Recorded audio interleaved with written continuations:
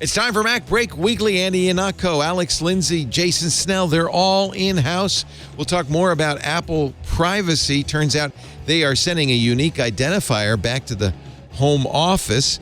We'll also talk about the Chinese government. They're bringing in former military to help work in Apple's factories in China and putting Quake on an Apple Watch. That and a whole lot more coming up next. Podcasts you love. From people you trust. This is Twit. This is MacBreak Weekly, episode 845, recorded Tuesday, November 22nd, 2022. Footballs and grapefruit. MacBreak Weekly is brought to you by Rocket Money, formerly known as Truebill. Are you wasting money on subscriptions?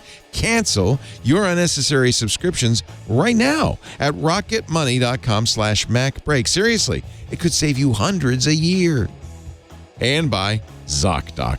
With ZocDoc, you can find the right doctor for you in your network and in your neighborhood. Go to ZocDoc.com/MacBreak and download the ZocDoc app for free. Start your search for a top-rated doctor, many available within 24 hours. Thanks for listening to this show. As an ad-supported network, we are always looking for new partners with products and services that will benefit our qualified audience. Are you ready to grow your business? Reach out to advertise@twit.tv and launch your campaign now. It's time for MacBreak Weekly, the show we cover the latest Apple news with our great Apple News team. Alex Lindsay's here, officehours.global, 090.media. Hello. You look like George freaking Hamilton. Have you been tanning? What are you doing, dude? What are you doing? I think if you put me next to, it's just good lighting. It's just lighting. You look so good. The shot, it looks so good. If Room Raider were looking at this show, which she's not, you'd get 11 out of 10. Still kind of middle of the road for office hours. Yeah, So I know. That's what's funny. Keep up with the Joneses. Keeping up. Well, I can't keep up with you, so we're just going to live with it. By the way, Andy, you look pretty good too. Andy Iannacco is also here in his little tiny tatami lined room. Exactly. I love how we all learn so much from Alex. Like every time he talks about new adjustments he's made to his setup, he just mentioned during the pre-show Maker Pipe, which is now because I kind of wanted to have a lighting grid.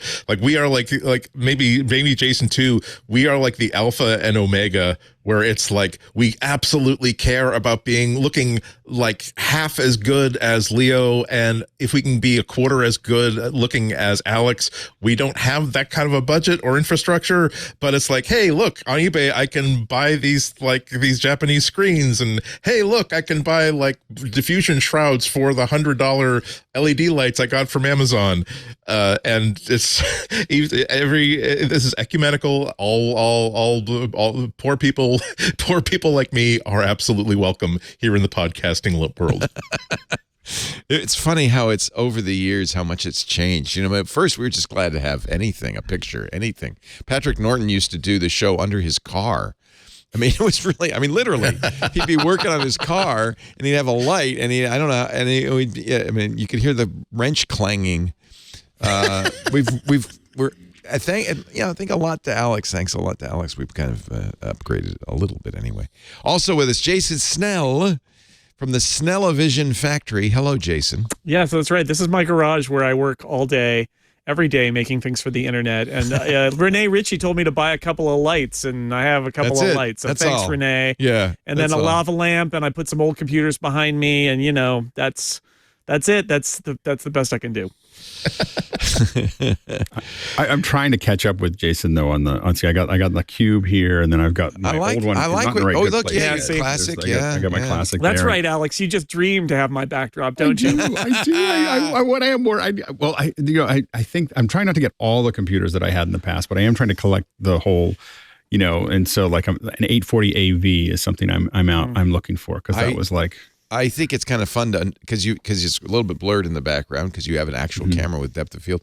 But I think I spot a $30,000 camera behind you. Is that the I got a couple of Is that the Ozo behind? That was a $60,000. $60,000 camera. So the first one was $60,000. The second two were $30,000 each, and the last three were $7,500 each. So, and then 14 months later, it's a prop. It's a prop. It's a prop. That's the story of technology, isn't it? Oh my God. Yeah, so no, it was very expensive when I bought it. When I bought that one, it was expensive, but it's not expensive anymore. I got an Apple Pencil with a dongle. Does that count? I mean, like, look at that, man. Well, that's history, like baby. A dongle, $9 dongle right there. Wow, $9. Yep. Wow. Amazing. What a deal. We are in a field where stuff gets obsolete so fast. Well, see, I'm like I said, I'm doing like the whole house clean out that I try to do like every 5 years. Like I'm literally, let's get down to the baseboards. Let's put my hands on every single thing I own, decide whether it can stay or go. And it's like I'm learning that there's a narrow window of opportunity between, okay, this is obsolete, this is junk, I'm throwing it away. But the clock is ticking, because if you don't get rid of it within like 3.5 to 4 years, damn it, now it's a collectible. Now there's somebody who'll give me like $63 for it, and I've got enough of these that I could like buy a new iPhone just by, damn it. So this is why I have a box. I have a big box like in my closet that is simply labeled iPhone and iPad boxes, because the damn things are now, it's a box full of air, but I could conceivably trade it in a Toto for like an iPhone 14 Pro. I'm like, damn it. Every geek missed my mark. has a box of wires somewhere, right? Just like power adapters. The worst is a box. I have a box of wall warts that I painfully didn't put label on each one of them. So right, so you have no idea what they do. I have that box as well. All I do now is label, because I'm too old to read them anymore. So I have to get my phone, magnify them, and then print a really big 18 volts. 3.3 amps on the side of them. Yes. So if I'm looking for something, I can try to find it. Seriously, get yourself a white paint marker. I'll make that one of my picks of the week to show you. It is the handiest thing, because a label, like there's a label maker, they're great, but it takes steps to like, okay, I got to launch the software, launch the phone app, and blah, blah, and stick it out and play it. Whereas with a paint marker, you just put 12 volts, 5 amps done. Yeah. And it's like white on black, and it solves the problem immediately. I think in the early days, did we not have a contest to win Patrick Norton's box of crap? I believe we did. Wall warts. And it was mostly wall warts, and it was episode 9 from 2005 of This Week in Tech. Win Patrick's box of crap. Can I say how happy I am that these days almost every piece of junk that I get just charges with USB? Yeah. Oh my God, yes. Thank you. Should we thank the EU for that?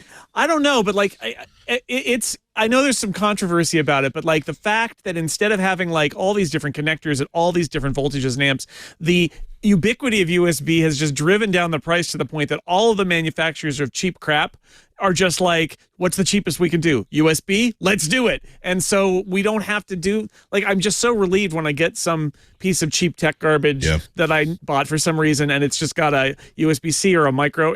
I'll take micro or mini USB. I don't care, as long as I don't have to have another wall wart that is only for this one thing. Yeah. Just 2 or 3 days ago, I finally found the custom charger that goes with my, I think it's a Casio, it's like a 1990s Casio camera watch.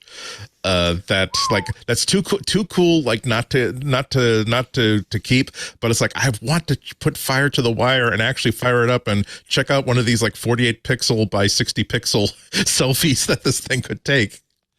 We by the way, somebody's saying in the chat room that the winner never got the box, and I think the winner was happy. Frankly, there you go. That's how they won. They won. That was second place got the box. I do have, and I was going to save this for the end of the show, but why not lead with the worst story? Remember this whole keyboard saga? I bought the DOS keyboard. It had a Type-C connector. It wouldn't work on my Mac Studio. It wouldn't work on my MacBook Pro. It worked on a Linux box for some reason. So here's the final end of the story. I put a Type-C to A adapter on it, plugged it into the Type-A connector on the Mac Studio, and it works. Why would that be?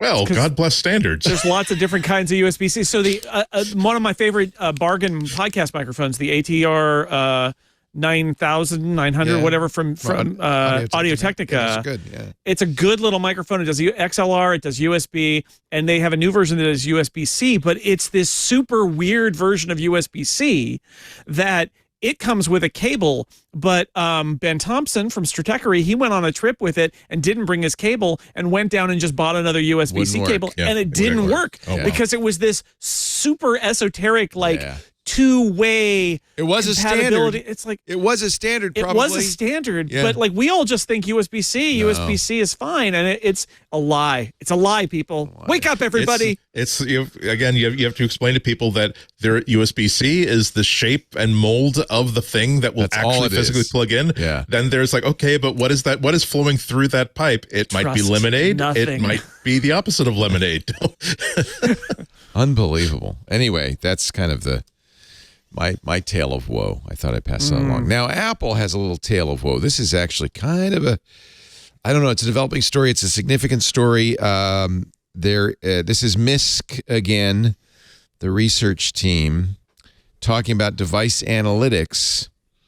And now the latest is that Apple is sending your iCloud ID to iOS developers as well as itself, which does, in fact, link you to this so-called anonymized information. Even if you turn off device analytics, according to MISC, Apple sends your DSID. We talked about this last week, but now it's kind of the plot thickens. I want to correct one thing here, because The Verge article makes this seem like it's something that it's not. It's not. As far as this article says, transmitting things to iOS developers. Okay. The iOS developers referenced in the story's headline are MISC. And it makes it look like all your data is actually being passed to third-party app developers. And it's a good article with I would say, a misleading headline, because what it says is, if you actually read the details of Apple's privacy policy, you realize this is probably allowed, which is not great. So MISC's Don't apps, worry, everybody. MISC's apps were asking for it, in other words.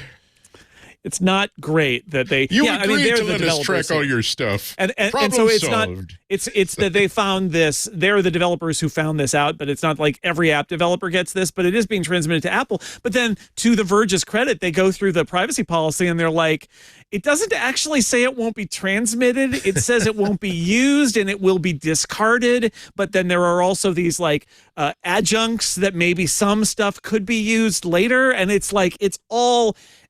That I thought was the best thing about that Verge article is they're like, Apple has a very simple message about privacy, but when you look at the policy, you find that Apple can use your data in a lot of interesting ways, and that are not in violation of its policy. They just sound weird given what their public marketing stance is. So, is this the same story we reported on last week? No, because now it's the iCloud ID, which potentially identifies you specifically, yes? Right, although if this is going back to Apple, Apple already knows who you are. Apple knows, and it doesn't seem like a developer would be able to tie your DSID to you. Only Apple could do that, or is that wrong? If the developer got that information. Some developers I don't think this, right? No, I think this is just going to Apple. This is device analytics that's going to Apple. Well, how can MISC get it then? MISC is, you remember, using a jailbroken iPhone and looking at the data stream. That's right. Okay. But I think it's interesting that, as they point out, Apple's privacy document says none of the collected information identifies you personally. Personal data is not logged at all. It is subject to privacy preserving techniques such as differential privacy, or is removed from any reports before they're sent to Apple. But they may correlate some usage data about Apple apps across devices it's complicated, right? And I think that there's a real question here based on what MISC is seeing about what is purposeful, is any of this an accident? That was the theory I had last week, but Apple's not talking about this at all. We still heard nothing. And there's no clarity here. Yeah. Which I'm at this point, a week after we first talked about this and 10 days after this first came out, or 14 days, I would say that Apple is in effect saying, yeah, we do that. I'm not gonna make any. Not by I'm not gonna make any conclusions.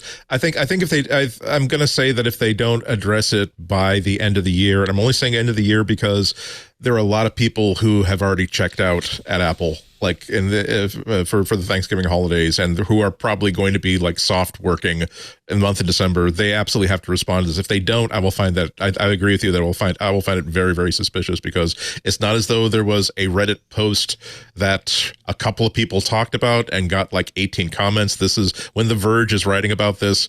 It's on everybody's radar, and you have a responsibility to talk about it. Well, I guess all will become clear eventually. We can hope. It's not the end of the world. As you say, Apple already knows it's you. Also, I wonder if it's a calculation just about penetration, right? Where it's basically like, nobody knows about this. It's a couple of obscure articles. It hasn't picked up steam.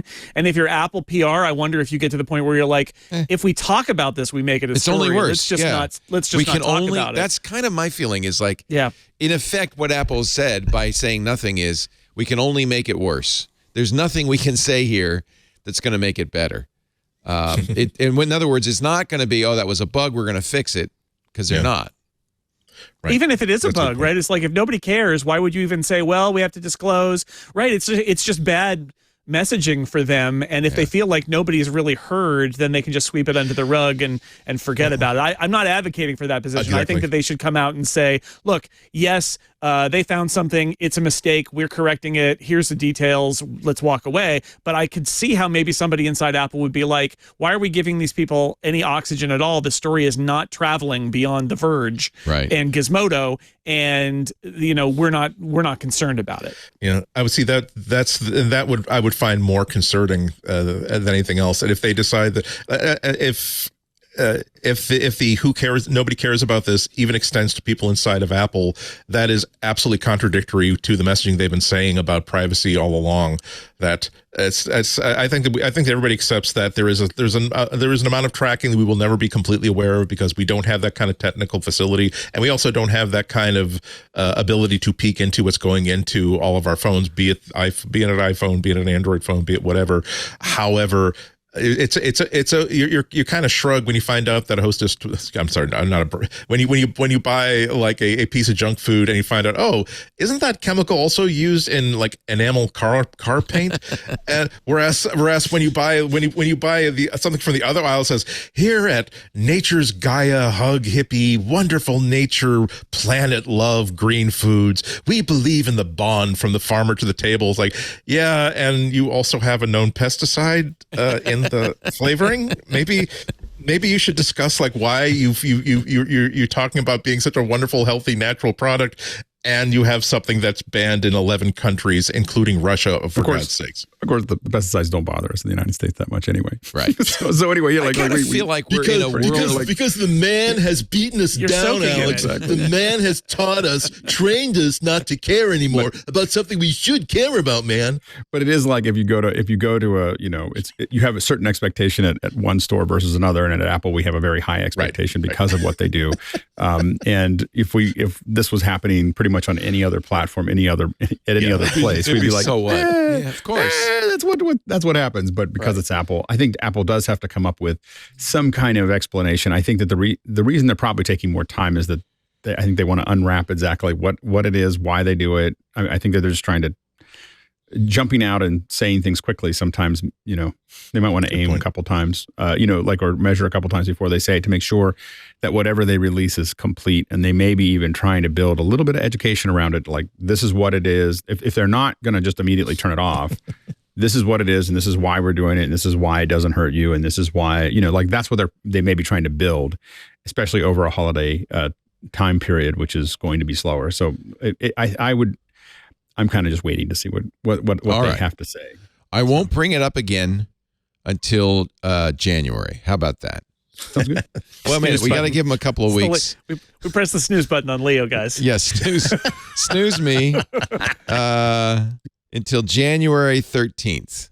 There we go. Okay, I'll give them. Right, I'll give them past a week. CES. Yeah, get past CES. Remind me about 60 days. Yeah, remind me about That's the most annoying feature of Reddit, by the way. Somebody will post something on Reddit, and then the next post is remind me in 60 days. It's like, can that be private somehow? But how else are you going to find out whether or not they managed to open that safe that they found in the house they just bought? Remind me. Nuts otherwise. Remind me. All right, well, that's the big story. Thank you, everybody. I think we should go home now for Thanksgiving. Gobble, gobble. Great. Andy, will you be doing your sous vide burrito for Thanksgiving again this year?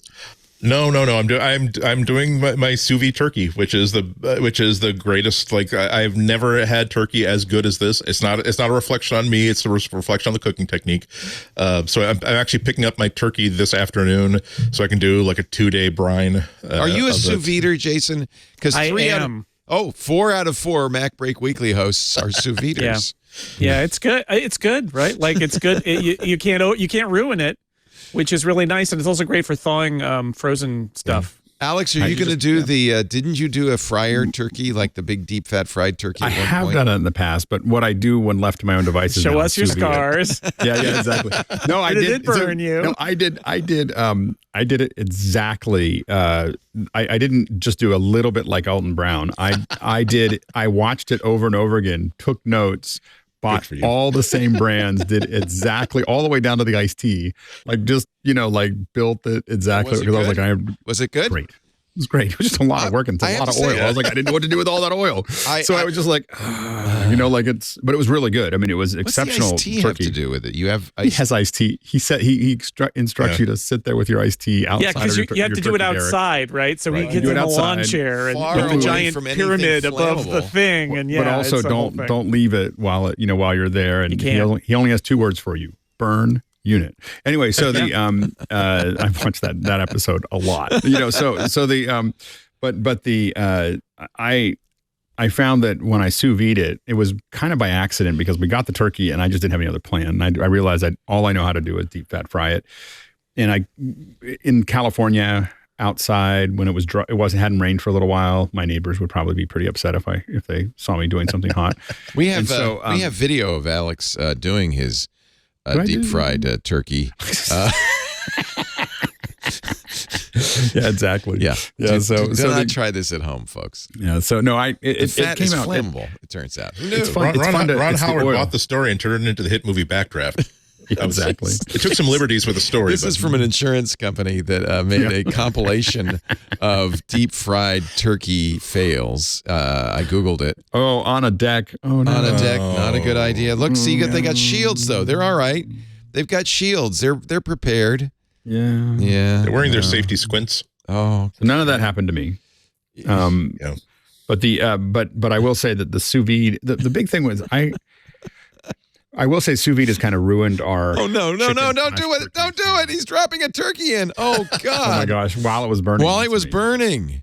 Someone committed. Now he's smart. He's doing this on ice. Oh, that's a horrible idea. Oh, dear. Thinking? Oh, my God. Too close to the house, dude. Don't do it. Too close to the house. I assume you're muting the yakety sax on the background music because for licensing reasons. But I will say when you start to do it, when you do either turkey or chicken at 100, like I don't know what I do for the turkey, but I know at chicken we do I do 145 degrees for the chicken. It ruins you because every chicken tastes hard after that. Like it just tastes everything tastes overdone all the time. And Kenji Alt Lopez does, of course, discuss this and tests. He's the Alex Lindsay of cooking. Yeah, that's the definitive article. That is the definitive article. Cooking chicken, and I am a 164 degree guy because I like it a little stringy. I cooked it that way, Alex, once, and Lisa said, "What's with this chicken? It's mushy."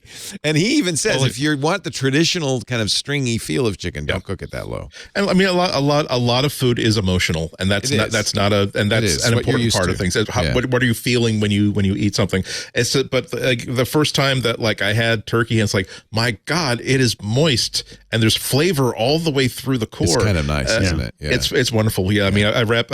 you just salt, pepper. I've got some sprigs of rosemary that I'm going to be wrapping around it before I bag it and seal it.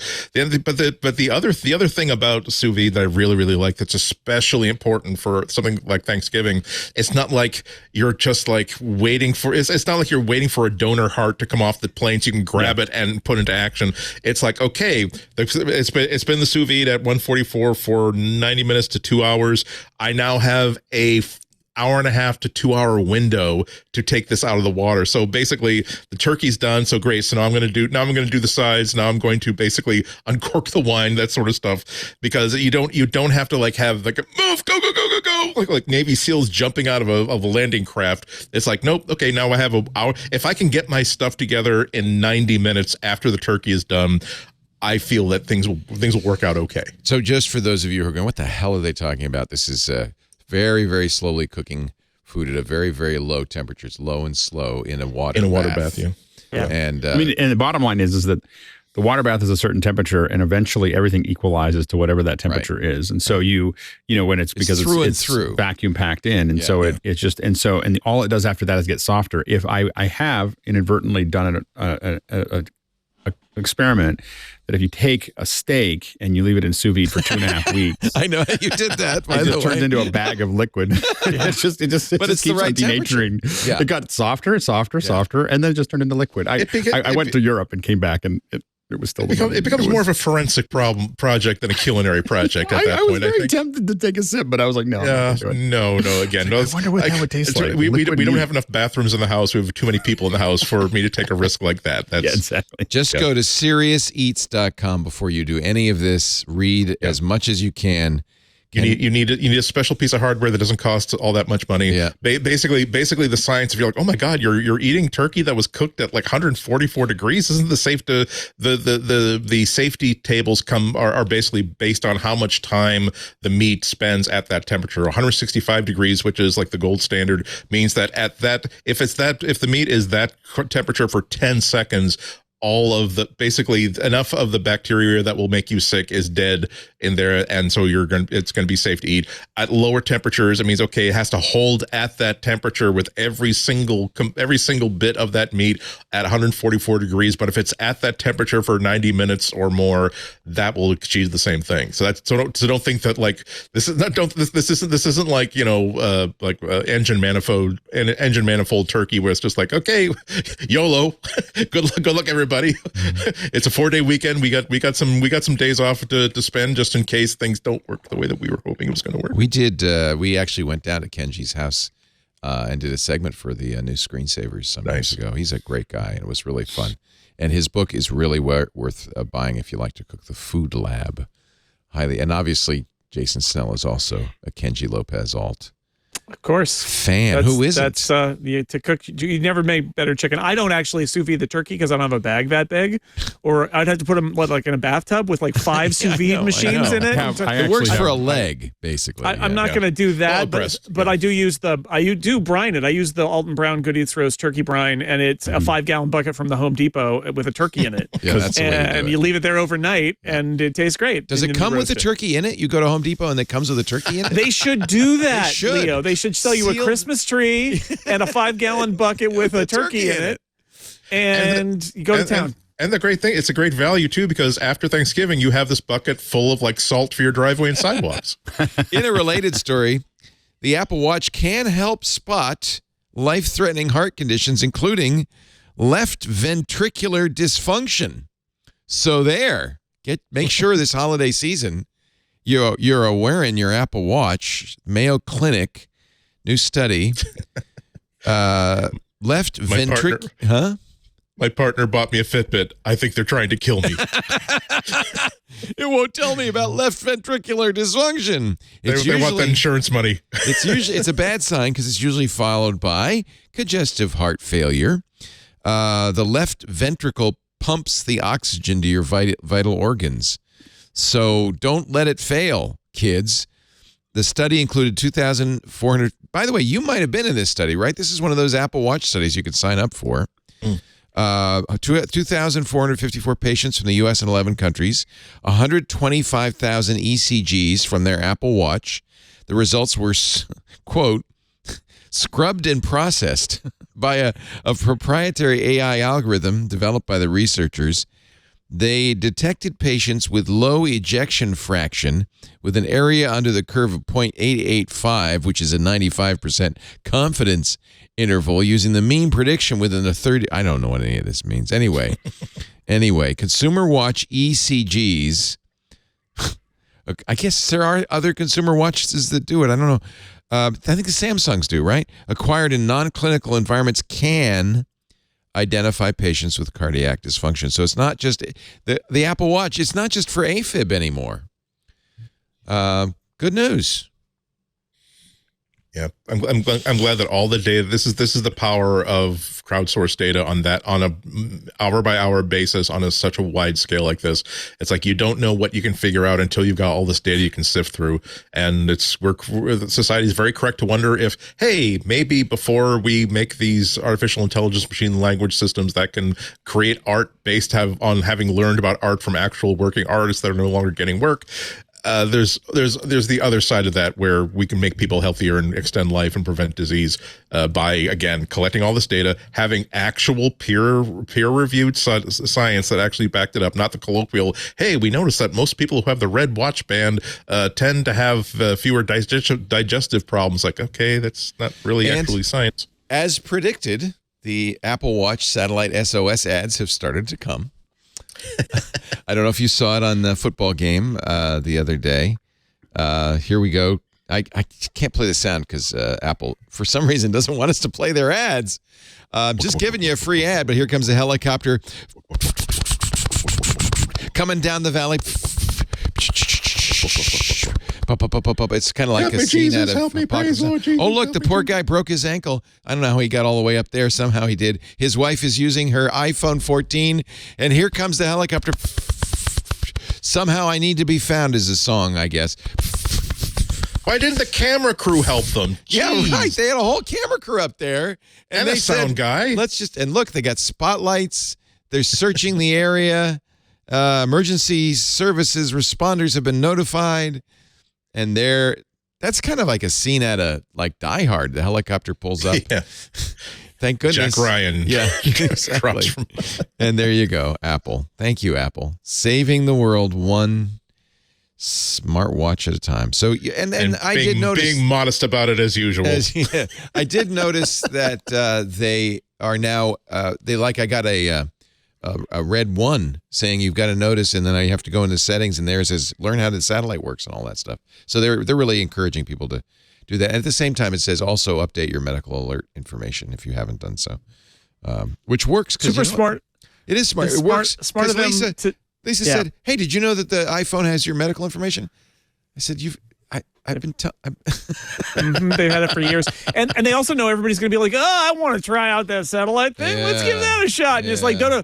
Here's a button you can look for a satellite. Pretend. You can pretend all you like without actually, getting into the emergency system because that's bad, right? So that was really smart. They know human nature. I'm glad they're doing this. And now that obviously was a staged commercial. That didn't really happen. Or you're right, Andy. The camera crew would have saved him. But I hiked up to the top mountain with a camera crew, broke my ankle, but thank goodness I had an iPhone. But thank goodness I was able to monetize it. We will start to see the ads as we already do with the Apple Watch. I've fallen and I can't get up, and the Apple Watch saved me. So. And to get back to what Andy was talking about a little earlier, I think that we're really going to see this. I mean, I think that Tim Cook is right that the impact that the Apple Watch is going to make on health is going to be dramatic over a decade, because the anonymized data in such a huge, no one's ever had that sample ever. Like that many people sampling that much data. And I do think that we're going to get to a point where it's not just saying you have a little arrhythmia or you have something else. It's going to go, hey, we're seeing something that you should go see the doctor.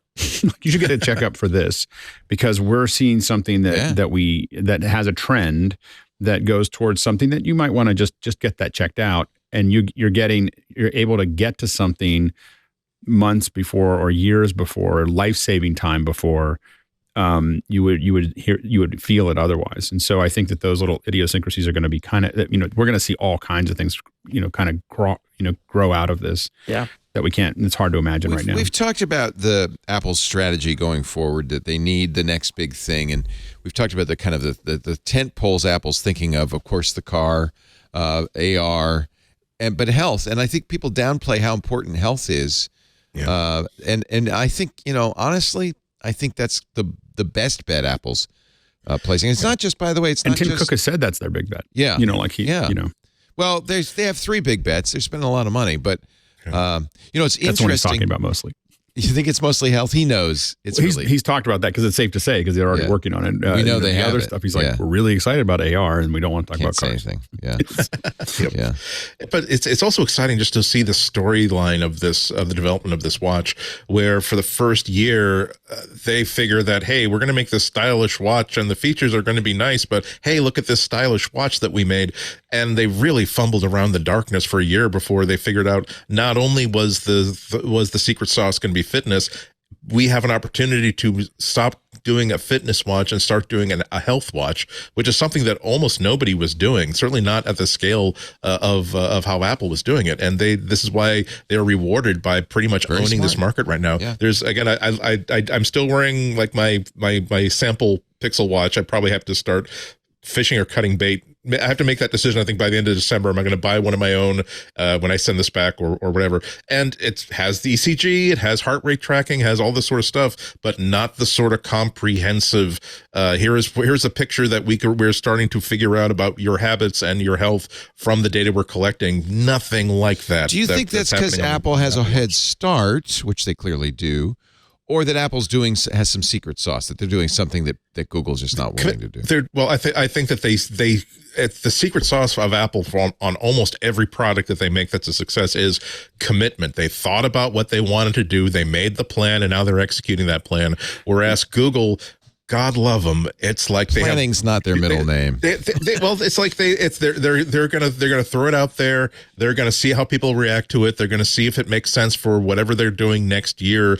Whereas Apple says, no, if we sell 18 of these, we are still going to proceed with the next year's plan. Maybe not the year after that. Maybe we'll modify next year's plan. But it's like they did not move forward with the watch if they did not believe that this piece of hardware, the software we're going to work on, but you can't keep changing the hardware every single year without losing your shirt on it. We are going to be committed to this idea of a wearable, and we're going to see what we can do with this technology. And 2 years later, they figured out that, again, not just fitness, not just workouts, it's going to be health. It's that commitment and hiring that sort of team that knows that, by the way, you will be with this company long enough for your stock for your stock options to come through. We're not going to shut you aside on some sort of printer cable project because we decided that the current macroeconomic international monetary situation headwinds means that this is not exactly the correct time for us to be pursuing a new product category at this time. Enjoy the new T-shirt factory that we want you to manage.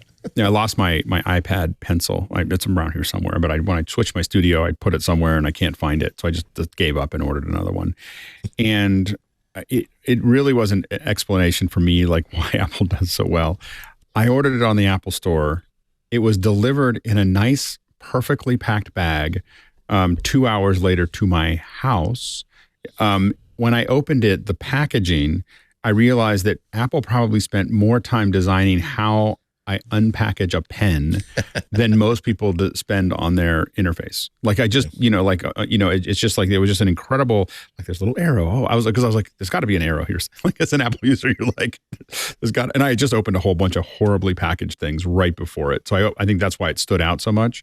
It's just like, I can't figure out how to get this thing out. And this was like, I just pull this down and then I open this up and then it just pops out. And, you just, and they just think about all those things because all of those things do matter. They matter on how you think about the company, how you think about the product, how you think about all those things. And I think Apple does that better than just about anybody else. And particularly, go ahead. It's not just the watch. New study in a journal called iScience, which is not the science of iPhone devices, despite its name.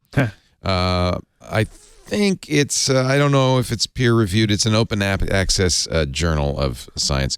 But a study that's very interesting. Smartphone bundled earphones as personal sound amplification products in adults with sensor and neural hearing loss. They found that the AirPods Pro Meets most of the ANSI electroacoustic standards. Speech recognition of the AirPods Pro similar to conventional hearing aids in noise. AirPods Pro may serve as a hearing assistive device for mild to moderate hearing loss. They make a pretty darn good hearing aid, and they're comparing them to high quality, $6,000 hearing aids, and they compare favorably for mild hearing loss. I think the big thing is battery life. Like they last for a while, but they don't last the same as a hearing aid does most of the time. So they don't last all. A hearing aid needs to last from when you get up to when you go to bed. So it's 16 hours. Yeah.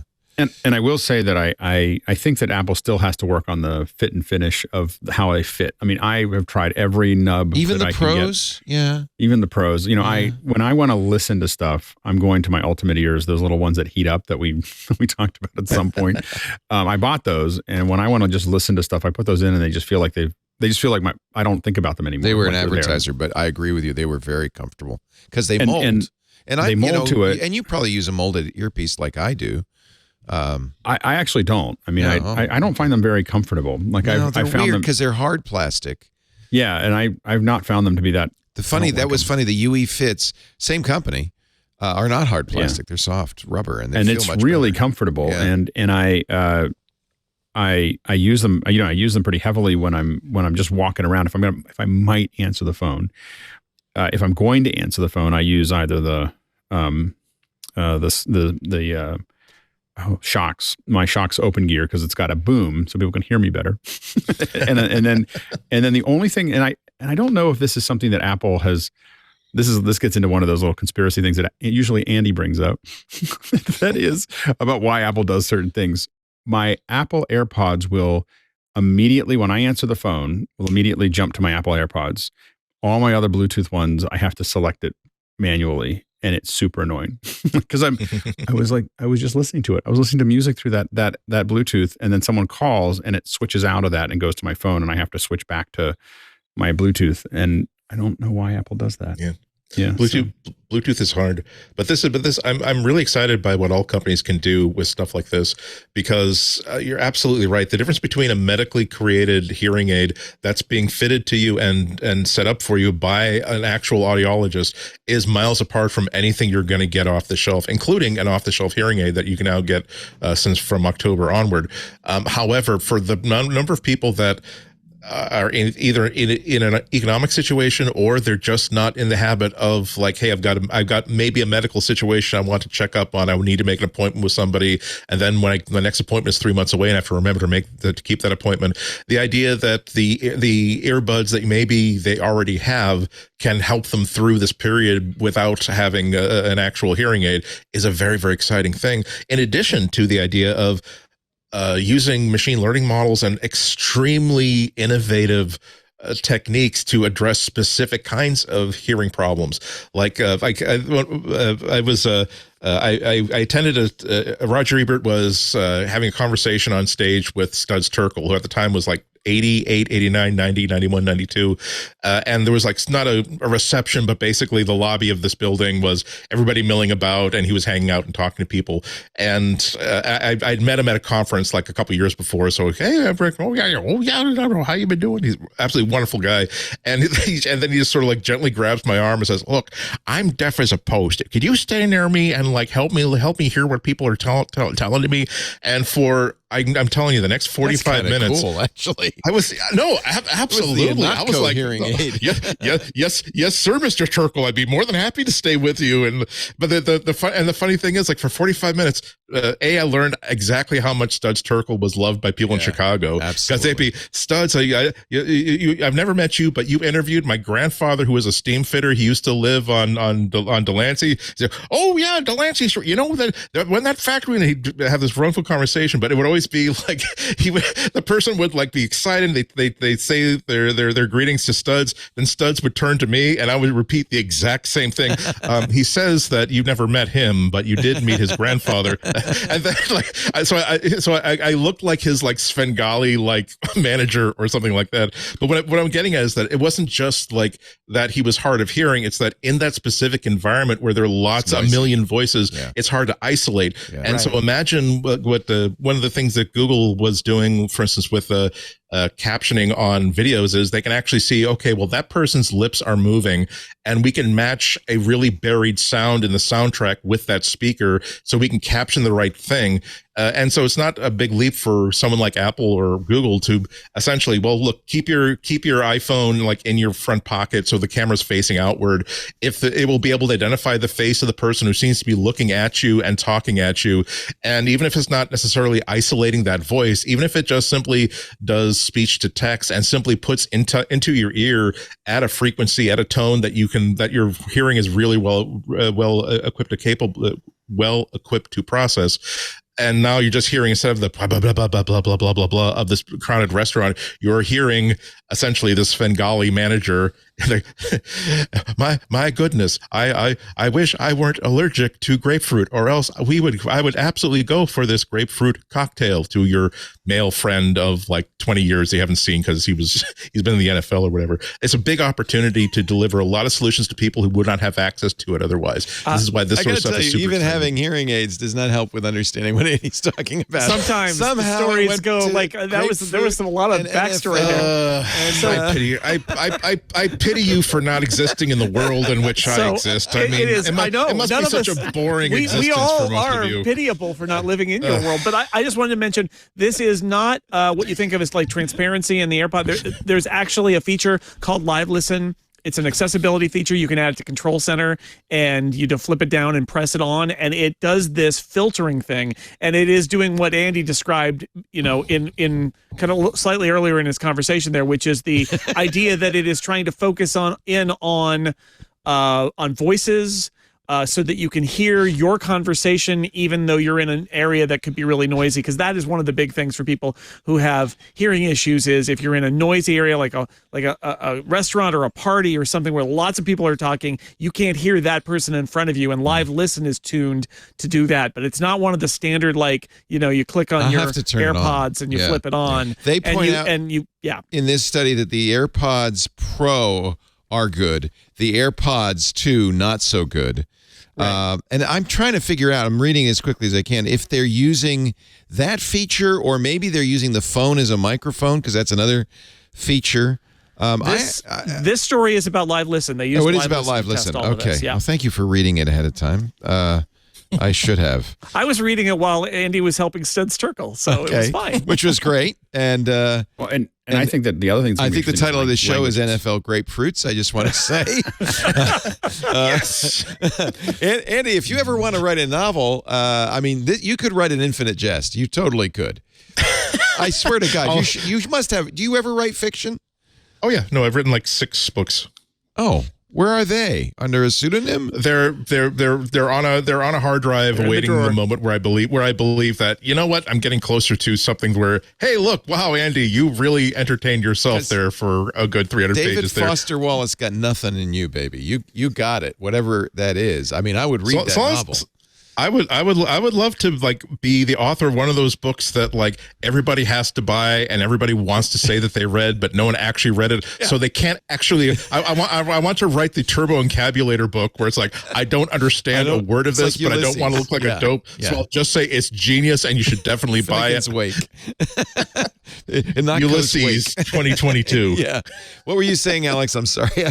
I just think the interesting thing will be the languages as well. It's going to get to a point where translation. you have an AirPod in. Oh yeah, real time. You're going to have an AirPod in. It's going to identify which language is being taught. And we won't. And it'll just be. We'll be able to understand it. I was in a meeting in Rwanda, of all places, and someone from the president's office was there, and she speaks English, French, Kinyarwanda, and there was one other language, and there was a bunch of us sitting around, and she just kind of just translated for us all just back and forth. She perfectly without an accent to every language, and I was like, holy smokes! But I did think to myself, it'd be really great if we had earpieces that just allowed us to talk to each other in a very Star Trek-y kind of way, without relying on Rosine. Like the UN, but without like a whole bunch of people in the back room. Google Translate does that in a not an instantaneous translation way, but you can have an earbud plugged in.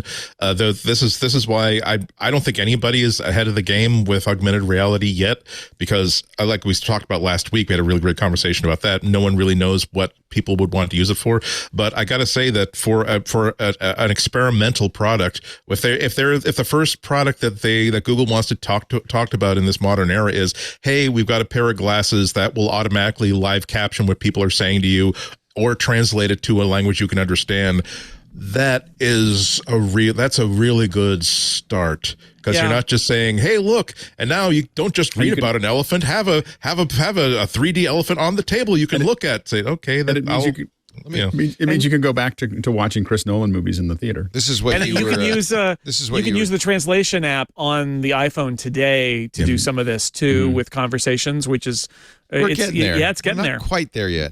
Google demonstrated it for their Google Buds, but never actually shipped it. So just for people who want to know, you have to turn on hearing in your control center, and then you'll get a little ear in your control center, and then you can turn on live listen from here. I paid $6,000 for Starkey hearing aids and for Resounds. You mentioned the cost, Andy. Certainly that's one reason people don't do this. The other reason is stigma. People, for some reason, I don't know why, are embarrassed to be wearing hearing aids. And if that's the case, wearing an AirPods, you look cool, right? Especially if you're younger. I mean, once you get to my age, you don't care. But if you're younger and you don't want to be seen wearing hearing aids. But I think you also make an excellent point that there's nothing to replace an audiologist. Adam Curry is like adamant about this over-the-counter hearing aids. He says it's a terrible idea. People need to go to audiologists, and I agree. But for people who can't afford it or don't want the stigma, this is better than nothing. Maybe. And there's one other thing. I always thought when I first got hearing aids, this is going to be great. I'm going to be able to hear music. You don't. It just amplifies for the voice. It makes voices more intelligible. And AirPods will give you nice music, too. Yeah. And the real danger with the over-the-counter is how loud, because what happens is like a nearsighted person is a fiend for resolution. Yeah. People who don't hear as well are kind of a fiend for more volume, and the problem is that's a vicious cycle that they keep on turning it up. Exactly why Adam Curry and me have terrible hearing, because we were DJs. And we wear headphones. And we turn it up. And you turn it up. So you just keep on. You want to hear every little bit of everything that's around you, and I think that's a real challenge. But I think Apple does a pretty good job. I get little warnings all the time if I turn it up too much. You get these little like, hey. And I wonder if noise canceling headphones will make it less common that people lose their hearing with volume, because I think some of the volume is there to block out the world, right? Yeah.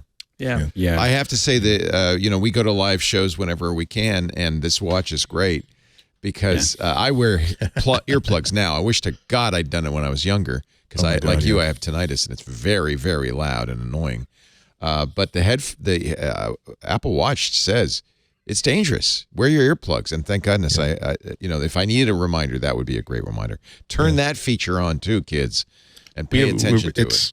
It's an interesting development that even when I was a kid, the kid who wore a bike helmet was like, oh my God, what a wuss, what a nerd. Whereas today, fortunately, it's like, no, I don't want to lose 40% of my faculties because I simply tipped over at 8 miles an hour. I wish that the same thing were true of earplugs, because now you can buy a very good pair of like reusable, cleanable earplugs for about like $10, $12, if that. And now I always have that little package like in my laptop bag, because the number of times where I didn't know that I was going to be like in this place where there's a loudspeaker nearby, but the ability to simply plug these in and still be able to hear normally, but just not hearing any pain whatsoever from being near a loudspeaker. It's like, this was a good purchase of a good $11 to spend there. We were at the Veterans Day parade, and there's an outside. It's outside. And there's a band playing. It was great, playing old blues music. And I looked at my watch. It was 100 dB plus. And I thought, wow, this is loud. And we're outside. Oh, God. I was the last big 4th of July parade I went to. It's like, really? Fire department? Like, you think it's a good idea to have the sirens going as you're rolling at walking speed past lines of people who are right on the sidewalk? It's like, I see these kids and parents nowadays. God bless all the work you do, but please, like, if you could have like your guys, just your men and women, just like simply like yelling from the side of the truck, woo, woo, that would be a lot more entertaining and also less hazardous to people's hearing. And here from Chile comes a word of warning about AirPods and birds. Can you turn the sound on? Is there sound? La seguridad del sector y So there's a también bird on his de lo que shoulder. hoy en día se puede considerar. It flies away with his AirPod. Se robó mi audífono. Sí, se robó mi audífono. No, por eso- What is he going to do with it? That's all I got to say. Y What is he también going to do with I it? don't know, Like, but you know, he Okay. So don't wear those. Thanks you to the chat room for that link. Don't wear those great. around birds. All right, let's take a little break. On that lively note, Andy Anatcote, Alex Lindsay, Jason Snell, you guys are great. It's great to have you. Our show today, and it's great to have all of you watching our show today, brought to you by our fine friends at Rocket Money. I feel like this is a public service announcement. How many of you, well, you may not even know, have subscriptions, monthly subscriptions, running in the background that you've forgotten about, or you're double paying, or something you never use, you don't know about? Rocket Money did a survey of users. 80% of people have subscriptions they've forgotten about. Almost everybody. But this is the worst news. According to the survey, when they asked these people, how much do you spend on subscriptions? They would estimate about $80 a month. Then they would look and they'd find out it's closer to $200 a month. And I bet you that's low for a lot of people in this group, because you've got lots of subscriptions. You've got your Apple, you got all this stuff, right? Rocket Money is a great way. I actually started using it when it was Truebill. Rocket's acquired it and they've improved it immensely. They've changed the name to Rocket Money. But I've used this for years, because I tell you what, it's one of the occupational hazards of this job. I subscribe to a lot of stuff I probably shouldn't, and then forget about it. I bet you have a few subscriptions to newspapers, maybe streaming services that you never watch. So Rocket Money will find them, pinpoint them, and then the best part is there's a button that says cancel. All you have to do is press the cancel button. Rocket Money takes care of the rest. This is an app that will save you a ton of money. I had it's embarrassing to even admit this, but when you do the political campaign contributions, they have a little checkbox that says, you want to just do this every month? And it's always checked, and you have to remember to uncheck it. I didn't. I forgot about it. This was in the last cycle. This was in, 2020. And and it was Truebill at the time, but Rocket Money would do the same thing. It found it and said, you're spending a lot of money every month on this camp. I said, I am? And turned it off immediately. Saved me. I can't tell you how much money. I can't tell you. I don't want to tell you. You get rid of useless subscriptions with Rocket Money. You need this. Now, I know you could just go on to the iOS App Store and get it. You're smart. But please, would you do me a favor? It's iOS or Android. Go to rocketmoney.com/MacBreak. That way they know you saw it here. And they'll give you the link to the App Store, and you can go from there. rocketmoney.com/MacBreak. It could save you hundreds per year. I can say, I know it has saved me thousands. rocketmoney.com/MacBreak. Cancel your unnecessary subscriptions right now. rocketmoney.com/MacBreak. Please go to that address, then click the link, then download it. Okay, just do me. I know it's an extra step, but please, it will help us. rocketmoney.com/MacBreak. The only thing you should not cancel is your Club Twit subscription. Please don't cancel that one. Keep that one going.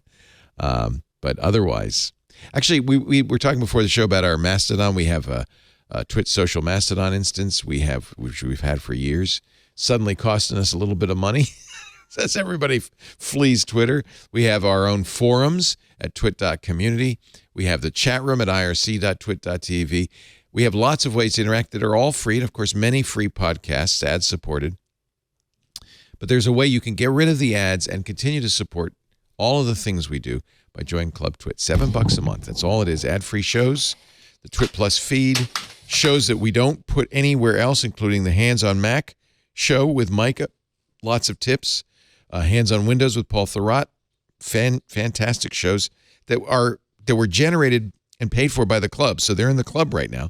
Sometimes they come out of the club. This Week in Space was a club-only thing that we built an audience, and then we're able to put it out in the public. And so that's what our hope is with all of these. The Untitled Linux Show, Stacy's Book Club, which is going to be the Project Hail Mary, which is a wonderful Andy Weir book. All of that, and the Discord, which is the best social network ever. All you have to do is go to twit.tv/clubtwit. And we thank you in advance for your support. It really does make a difference. In fact, frankly, it's, you see all these tech companies struggling. Well, there's a trickle down effect, because those are the companies that buy ads and on Twit. And as it's getting harder and harder to sell ads, more and more we're looking to the club members to not only make up that gap, but I think going forward, that may well be the future of everything we do.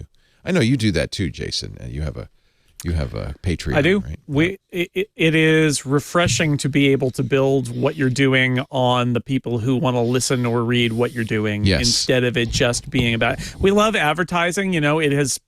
You couldn't do it without it. I bought my house with advertising from a magazine, right? Like I get it, but it is nice to be able to have that. Like the magazine was advertising, and it was also people paying to get the magazine, right? And it was like it's nice to get both of those streams in there, and for the people who really care to be a part of it and to support you, but also to get stuff. They get stuff for it too, right? They get some value out of it too, which is great. Yeah.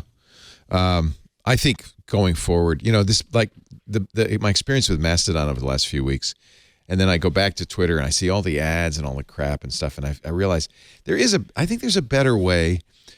Smaller communities that support the product and support, the efforts, and people who have, kind of come together to be part of that community. That's a really nice feeling. That's what we get in the Discord, and that's what we're getting in these other things now.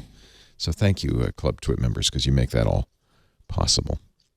Could you use? I'm curious. Somebody in the Discord actually is saying they use the AirPods for hearing protection. I did a little shooting with my dad, Kovar says, a month ago. He didn't have an extra pair of earplugs, so I used my AirPods Pro. Did a great job protecting my ears. I'm sure that's not recommended, but really? Could you use I think they did a job. I don't know if they did a great job. There is a feature in the AirPods Pro now that is better in AirPods Pro 2 that is all about limiting the dynamic range, right? It's trying to take loud noises and push them down, right? So that even when you're in transparency mode, it's trying to push that stuff out. To Alex's point, I think we need another one of these studies to tell us whether it actually offers protection or not. If it's a good seal, right?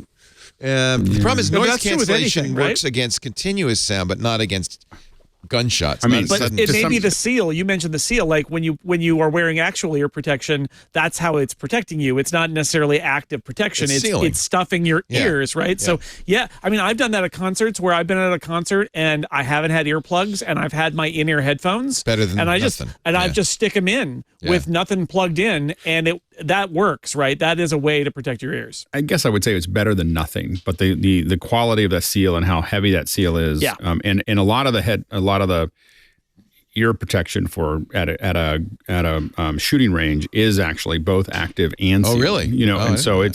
It's doing both of those things, and most of those are not particularly expensive either. And so I've done a lot of research in them because I wanted to put them around my other headphones so that I can really shut everything out when I'm listening to a program. So as I got into, there's a world of. Are you wearing shooting headphones over your head while you're listening? No, I'm not doing it now, but I'm trying to find the right one. So I was doing all this research, and there's this huge, world of aircraft headsets as well as shooting range headsets. We did an interview with somebody who was wearing a helicopter headset. Mm-hmm. And the sound was spectacular. So it had a good microphone. And obviously, when you get in a helicopter, you have to wear those. They are so noisy. Mm-hmm. And it protects your ears, but also you can communicate. Yeah, because you're talking to the person next to you in the helicopter. You couldn't hear him. Still can't. You wouldn't be able to hear him very well if you didn't have them in there. Yeah, absolutely. Yeah. Never fly in a helicopter or shoot at a shooting range without good ear protection, I would say. All right, let's move on here. Evernote. Are we sad? We had Phil Libin, the founder of Evernote and its CEO for many years, on Twit on Sunday, and he seemed to think bending spoons was going to be okay. But boy, it makes me a little bit sad to see the end of the line for one of the Bending Spoons is like they're kind of like a holding company. They bought Filmic for apps. Yeah. So they bought a bunch of apps, and they're not bad. I think the vibe I get, and I think a lot of people get, is that Evernote was at one point, it seemed like it was going to be one of these companies that was going to kind of conquer the world. Yeah. And it didn't, right? And part of it was their product. It really was, I think, the limitations of it. And part of it was that they were in a space that threatened a lot of big players who said, no, we're going to do that. You can't do that. But for whatever reason, it's not that Bending Spoons is bad necessarily. I think it's that it feels like the sad sort of like capitulation of this story where it seemed like they were going to be huge, and they're not. But see, but you who was it picked Apple's Notes last week? Was it you? I mean, Google with Keep and Apple with Notes hit the free end, right? And then Evernote started charging a subscription, and it was like, well, it just was, there was no place for it in the world. OneNote is free on Windows. There was just no place for it in the long run. I think that's it. It was Alex's pick, I think, but it was, and it's a good one. Like it's table stakes, right? Yeah. And the question this is like Sherlocking, right? It's the same conversation, which is, look, the big players, if there's something that's table stakes, the big players are going to do that, and so you have to build your business on going beyond what the big players are willing to do and finding a niche for the people who love it. And I think they tried to do that with Evernote, but I think they had some technical issues. And, for what I don't know enough about the inner workings of Evernote. Honestly, I stopped paying attention to it a few years ago. Well, I used it religiously for a while, but I moved on. Yeah. And I think that for me, if you're doing a lot of cross-platform stuff, I think that Evernote makes a lot of sense for a lot of folks. I just don't do that. So I'm the PCs and the Linux machines that I have are not part of my pipeline. Like I have just as many PCs and just as many Linux machines as I have Macs. It's just that they're utilities, they're appliances to me. Right. Yeah. And I don't interact with them on a day-to-day basis as part of my workflow. And because of that, and if you're all on a PC, then you have other things as well. So I think that what Evernote did really well was kind of bridge all of these things together. And they may still find a niche that does that. I have a feeling with Bending Spoons, it'll be an expensive niche. Right. That's the problem. One of the things Phil said, which is true, is that Evernote did syncing before iCloud, before there was a built-in supported system way to do synchronization. Evernote did transparent cross-platform synchronization. Yeah. And that was their secret sauce, wasn't it? They had OCR built in very early on, so you could take a picture and then have the text available for search. There were some things they did that now are not so special, but at the time were very special. And I think one of their problems is that I don't know about the other side, but Apple, their Notes team is constantly making it better. Yeah, it's not like they just have this thing that's like, good. We have Notes. They have a team that is now. Could it go faster, or are there features that I want? Sure, like being able to draw over top of text. Amazing. Anyway, so but overall, the problem is that product keeps on getting better and surprises me. Like I took a picture, weird little things my daughter knew about my phone, of course, that I didn't. Kids know. We were taking pictures, and I wanted to look at picture this so I could figure out what kind of tree that was. We were out for a walk, and she goes, "Oh no, just take a picture with the phone or in Notes, and you'll just be able to click on it, and it'll just tell you what the plant is." Love that. Like, what? Love that, right? What? And who knew that was in there? Like it was just like hidden in there, and they just keep on adding these little features. If anything, Apple doesn't tell us enough about what. I agree. What's in it? And, I think they don't want to put other companies out of business, right? They don't on want the high, right. They leave that opportunity to go beyond the table stakes, right? But like on that level, Evernote was so early, I think, that they actually became a victim of like building up their business on Evernote and what they were willing to do. And once you become that, right, then the more nimble competitors can come in. And like you've seen it with Notion and Obsidian and some of these other like note-taking things that are out there on the frontier. And Evernote was a little bit late for that, and they were minding their own business, which I get. But like, so now you've got Apple and the other and OneNote on Windows, like the table stakes on this side, and then you've got Notion and Obsidian and stuff like that are on the cutting edge on this side, and you can see how the air went out of the balloon. When we were talking about it, somebody, I forgot who brought up Yojimbo, and it made me think of Rich Siegel, Andy, your friend Rich, and how he has managed to somehow survive in this world where every operating system comes with a text editor. Yojimbo is kind of a notes. He's still selling Yojimbo, which is awesome. A notepad app. How do you? I mean, you don't have to speak for Rich, Andy, but he's managed to find a way to continue forward in a world where everybody else is giving away something similar, right? Yeah. Well, BB Edit, I think it's very, very clear that number one, that's the way that he runs the company and the way that he supports that product. It's like it is Jason and I use it as a text editor, just like a lot of people use it as a markdown text editor. However, developers love it because they know that this isn't like a random team of interns who come in and out of the project team year after year. It's Rich. This is Rich Siegel, who's building one of the most historic developer apps. Yeah. So he absolutely understands what developers are going through. In addition, and part of that is understanding what happens when a developer is relying on a tool that's not working the way that they would like it to, or there's a feature that they would like to add that they want to be heard about why something should be worded. There are so many times in the history of Barebones, and we're probably overdue for having Rich on for a second to talk about the state of Apple development. But the number of times where someone has a user has said, "Oh, geez, I wish that you supported like this. I'm doing this sort of development with JavaScript. I wish that you supported it better." And said, "Well, what kind of development do you do?" "Well, I do a lot of JavaScript." "Well, would you like to write us? We will pay you to write a JavaScript plugin that adds the feature that you want." And these people are continue to be paid contributors to BBEdit for years and years and years.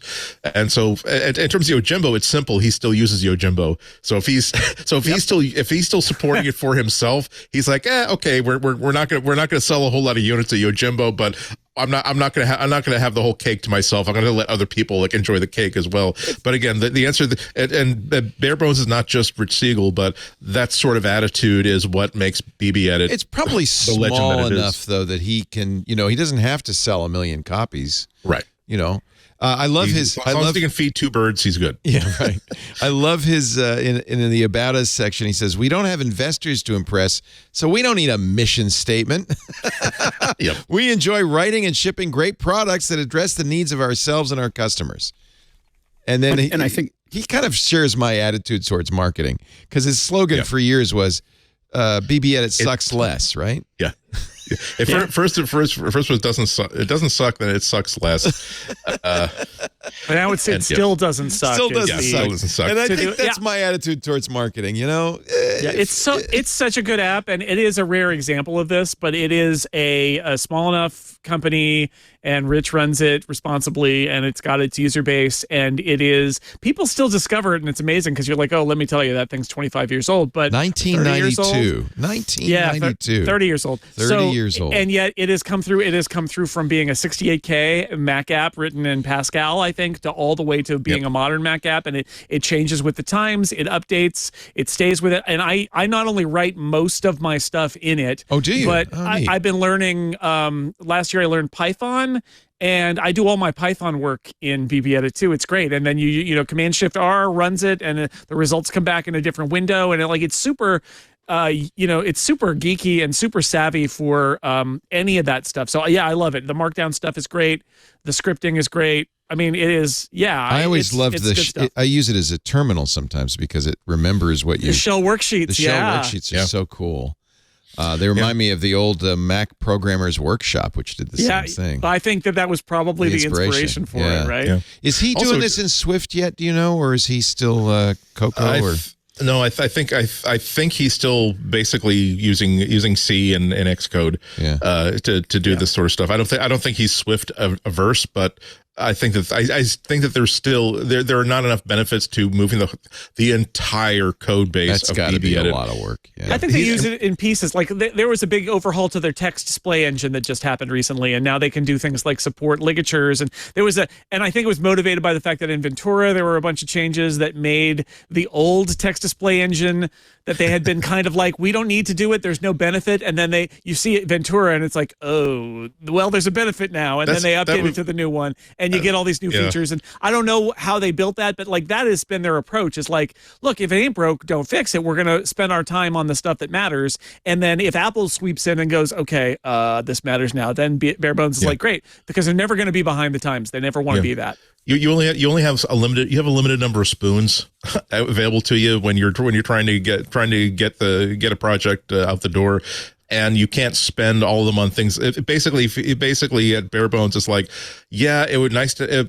WYSIWYG editing would be very cool, but how many hours am I going to spend on this feature that only will be appreciated, not necessarily even by Andy and Jason? I think Andy might like it, Jason wouldn't care because he's doing Markdown all the time, versus how much time would they appreciate if we put that time into, again, here's what are people need if they're developing for Rust?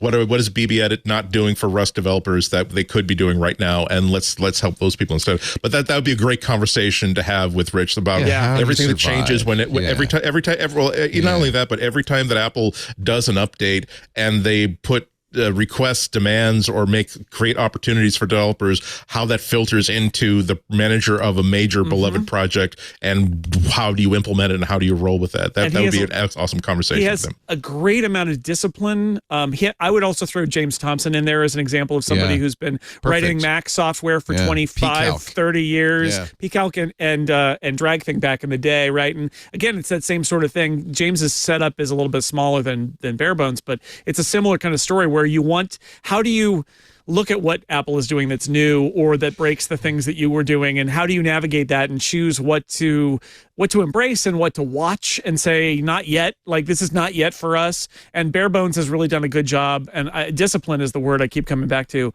We should mention, by the way, because there's confusion about this, although BB Edit has a price, when they got rid of what used to be BB Edit Lite and then it was called Text Wrangler, basically there's a free mode in BB Edit. So if anybody is curious about this, because we've been talking about it, the free mode in BB Edit has so many features in it, and it won't nag you. It's not like a useless demo. You could use the free BB Edit forever and actually be very happy. And I also want to put in another new feature that they added recently, because again, 30-year-old product, they keep adding features to it. One of the reasons I started embracing BB Edit is for grep. It's for pattern matching search. Grep is great. And I bought the regular expressions book from O'Reilly, and I learned how to do grep. Although the BB Edit manual has a chapter that I think maybe John Gruber I used wrote. it as a reference, actually. It is excellent about how to do regular expressions, and they added this feature called the pattern playground, I want to say, where basically you can sit there and tweak your patterns to work right before you run them, and you can see how they're working, and it like is a debugger for search and replace. It's so good, and that's like a 2021 feature. So I used to go to a website and to test my greps. Oh yeah, but now I can do it. I know that Edit. website. Yeah. Regex 101. They've added LSP support. If you're a programmer, that's a big deal. I guess that's why Python works so well. The Python stuff it pops up if you've got any mistakes. So you don't have to use VS Code to do your Python and that big heavy Electron. Right. It's leveraging all the work that everybody did to make that stuff work with VS Code, and BB Edit is like, well, that is a trend we should take. Now that they do Common Lisp, stuff set up. I might have to try it. I'm kind of an Emacs guy, but boy, it sure looks like maybe this is the solution. I love this pattern playground. That is a lifesaver. It's so good. Yeah. I don't know. We were just talking about notes and Evernote, and we ended up just. Well, I brought it up because this is the example of how, contrary to Evernote, of how you keep a product going. And maybe it's because he's so Mac specific. Evernote tried to be everything to everybody, and by focusing on the Mac, he's got these loyal people like you two supporting him, right? Go ahead. And Alex. I think that I look at this in a kind of a generalized thing of you look at like Starbucks is a good example. Starbucks tends to look at like they're not trying to get rid of other coffee shops, but other coffee shops tell them, hey, there's a lot of people buying coffee right here. Right. You might want to put a shop there. So they'll put one, in my office was within 3 blocks of my office when I was in San Francisco had 9 Starbucks, and in the South Side in Pittsburgh, there was a Starbucks, there was a place called the Beehive. It was the first coffee house in Pittsburgh. The Starbucks went right cat a corner, big old, really nice, big Starbucks right there. And the Beehive just kept getting bigger. Yeah. Like it just kept on getting bigger. And I was talking to the owner of the Beehive, and he said, well, what Starbucks was the best thing that ever happened to us. People find a Starbucks. They find the Starbucks because they're searching for Starbucks in Google Maps.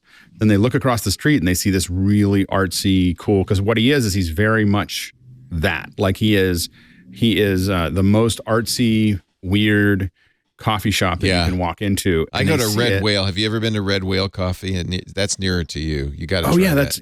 It's really good. It's Novato. Yeah. Yeah, and you just and you wander in, and then they just didn't go back to Starbucks, and so Starbucks became a feeder. Exactly. Because when I see things like that really work, it's because you have someone that's passionate running that business, that understands where their limits are, that they're going to solve this one problem, but as soon as they say, "Oh, I'm going to try to compete with the big folks that are doing it, I'm going to be, as you said, everything to everyone."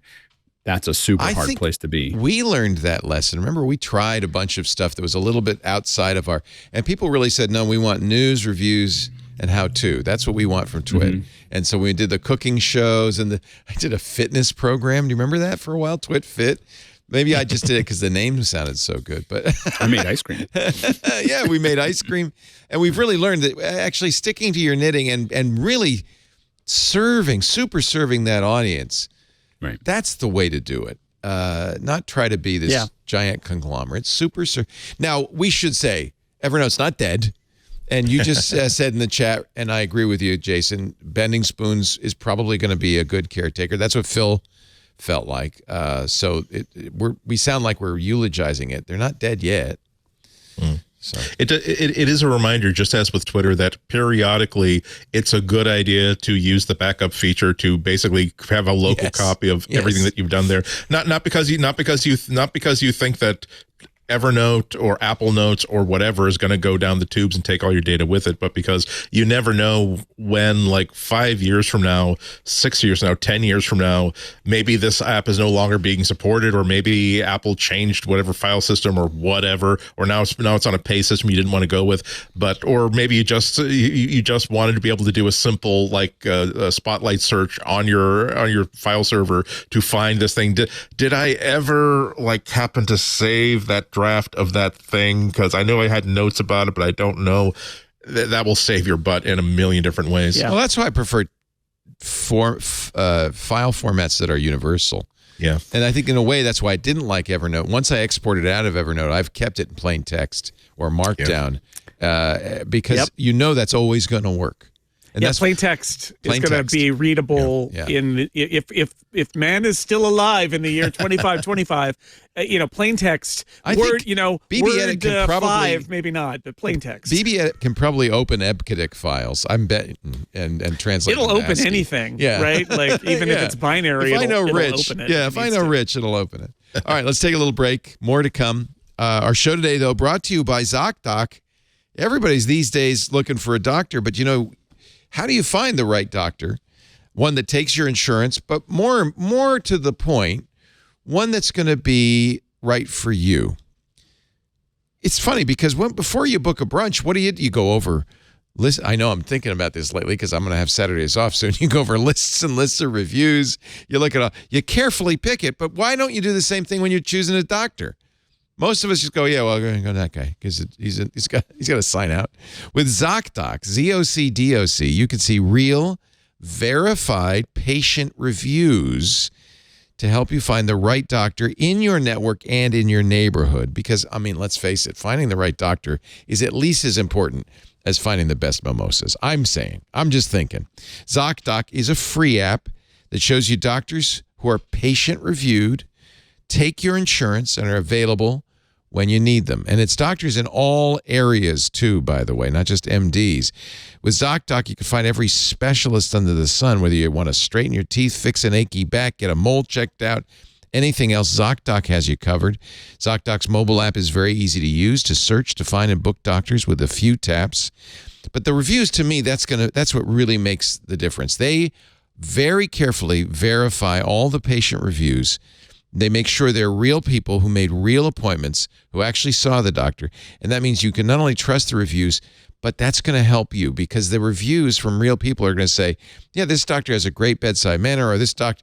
People have different needs from a doctor. This doctor focused on giving me all the information and letting me do the choice. This doctor told me what to do because I don't want to think about picking from a bunch of alternatives. That's a very different style. So you can find out ahead of time what that doctor is going to be like. So you're all set to see somebody in your network who gets you and who operates the way you want them to. ZocDoc, ZocDoc.com. Find the doctor that fits you. Book an appointment in person or remotely. By the way, they still do remote. Yep. And it works in your schedule, too. Every month, millions of people use ZocDoc. They're there whenever you need to find and book a quality doctor. And I think this is, as it grows, has become really the place to go to get this information, and trusted information too. ZocDoc.com/MacBreak. The app is free. You can download it and start your search for a top-rated doctor today. Again, I know you could find it. Don't go to the website, please, so that they know. ZocDoc.com, ZocDoc.com/MacBreak. Many of the doctors are available within 24 hours. ZocDoc.com/MacBreak. You may wonder, let's talk about soccer and football. You did actually a great piece, Jason, on MLS and what Apple TV is doing with Major League Soccer. We've been waiting to hear about the other shoe to drop on Sunday Tickets. The last NFL package still not sold. The Athletic had a report saying there's something going on. We've talked about this before, that maybe Apple wants, well, for one thing, the NFL says you can't show in-market games, and you can't do it, and you can't put these games international, which is silly because the Niners just played in Mexico. The other teams play in London and Berlin. I mean, they want an international audience, but I guess they want to keep the rights themselves. Apple supposedly says, no, we want to do that. It's last December. Roger Goodell said the NFL is months away, not days away. How many months? Many months, at least a year, from selling a stake in NFL media, which includes Red Zone, the NFL website, the NFL Network. Maybe Apple's bidding for that. What do you think's going on? I mean, I think at the highest level, I think it's two companies that expect to be able to do what they want. Right. I think like the NFL expects that everybody's going to come to them and say you're the best. And I think Apple expects everybody to come to them and say you're the best. Yep. And now they're dealing with each other. And so I think there's a culture clash here. Also, and that Athletic article did a really good job of explaining this. The NFL's view of their deals, their contracts, is you do everything that's in the contract to the letter of the contract. And Apple's view of contracts is give us room to innovate, right? Like, tell us what we can't do, but don't limit us to a list of things we can do.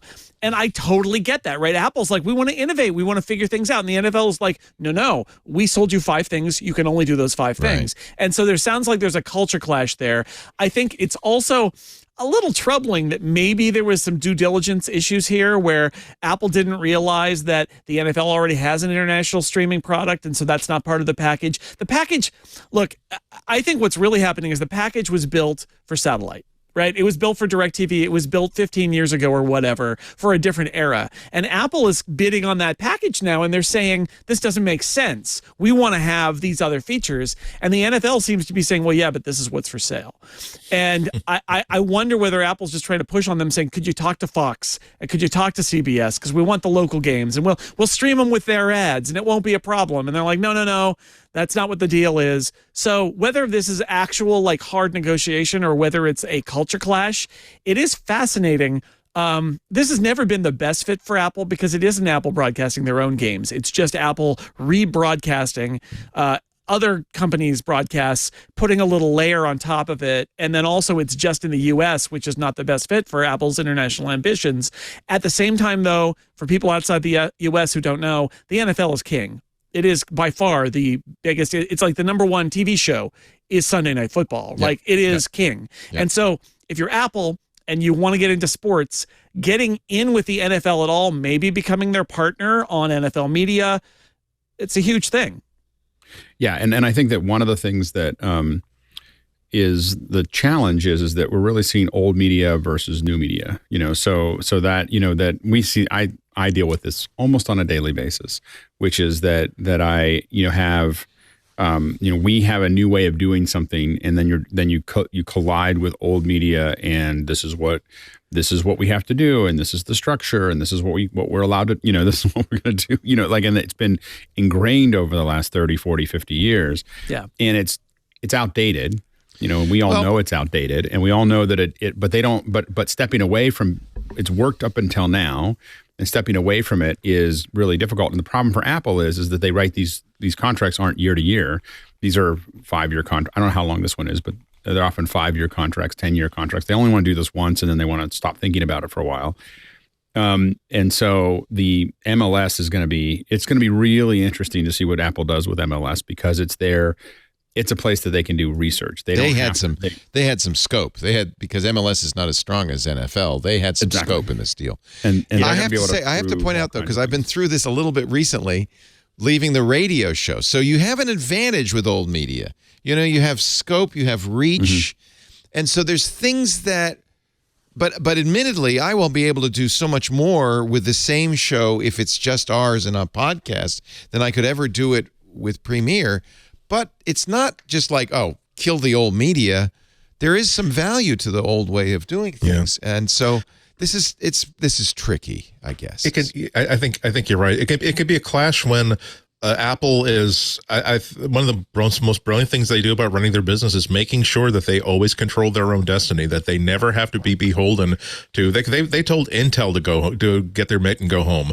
The biggest CPU company in the world, because it was not working out for them that we can't control the CPU as well. We don't want to be limited by another company's idea of what kind of product that they should serve to us.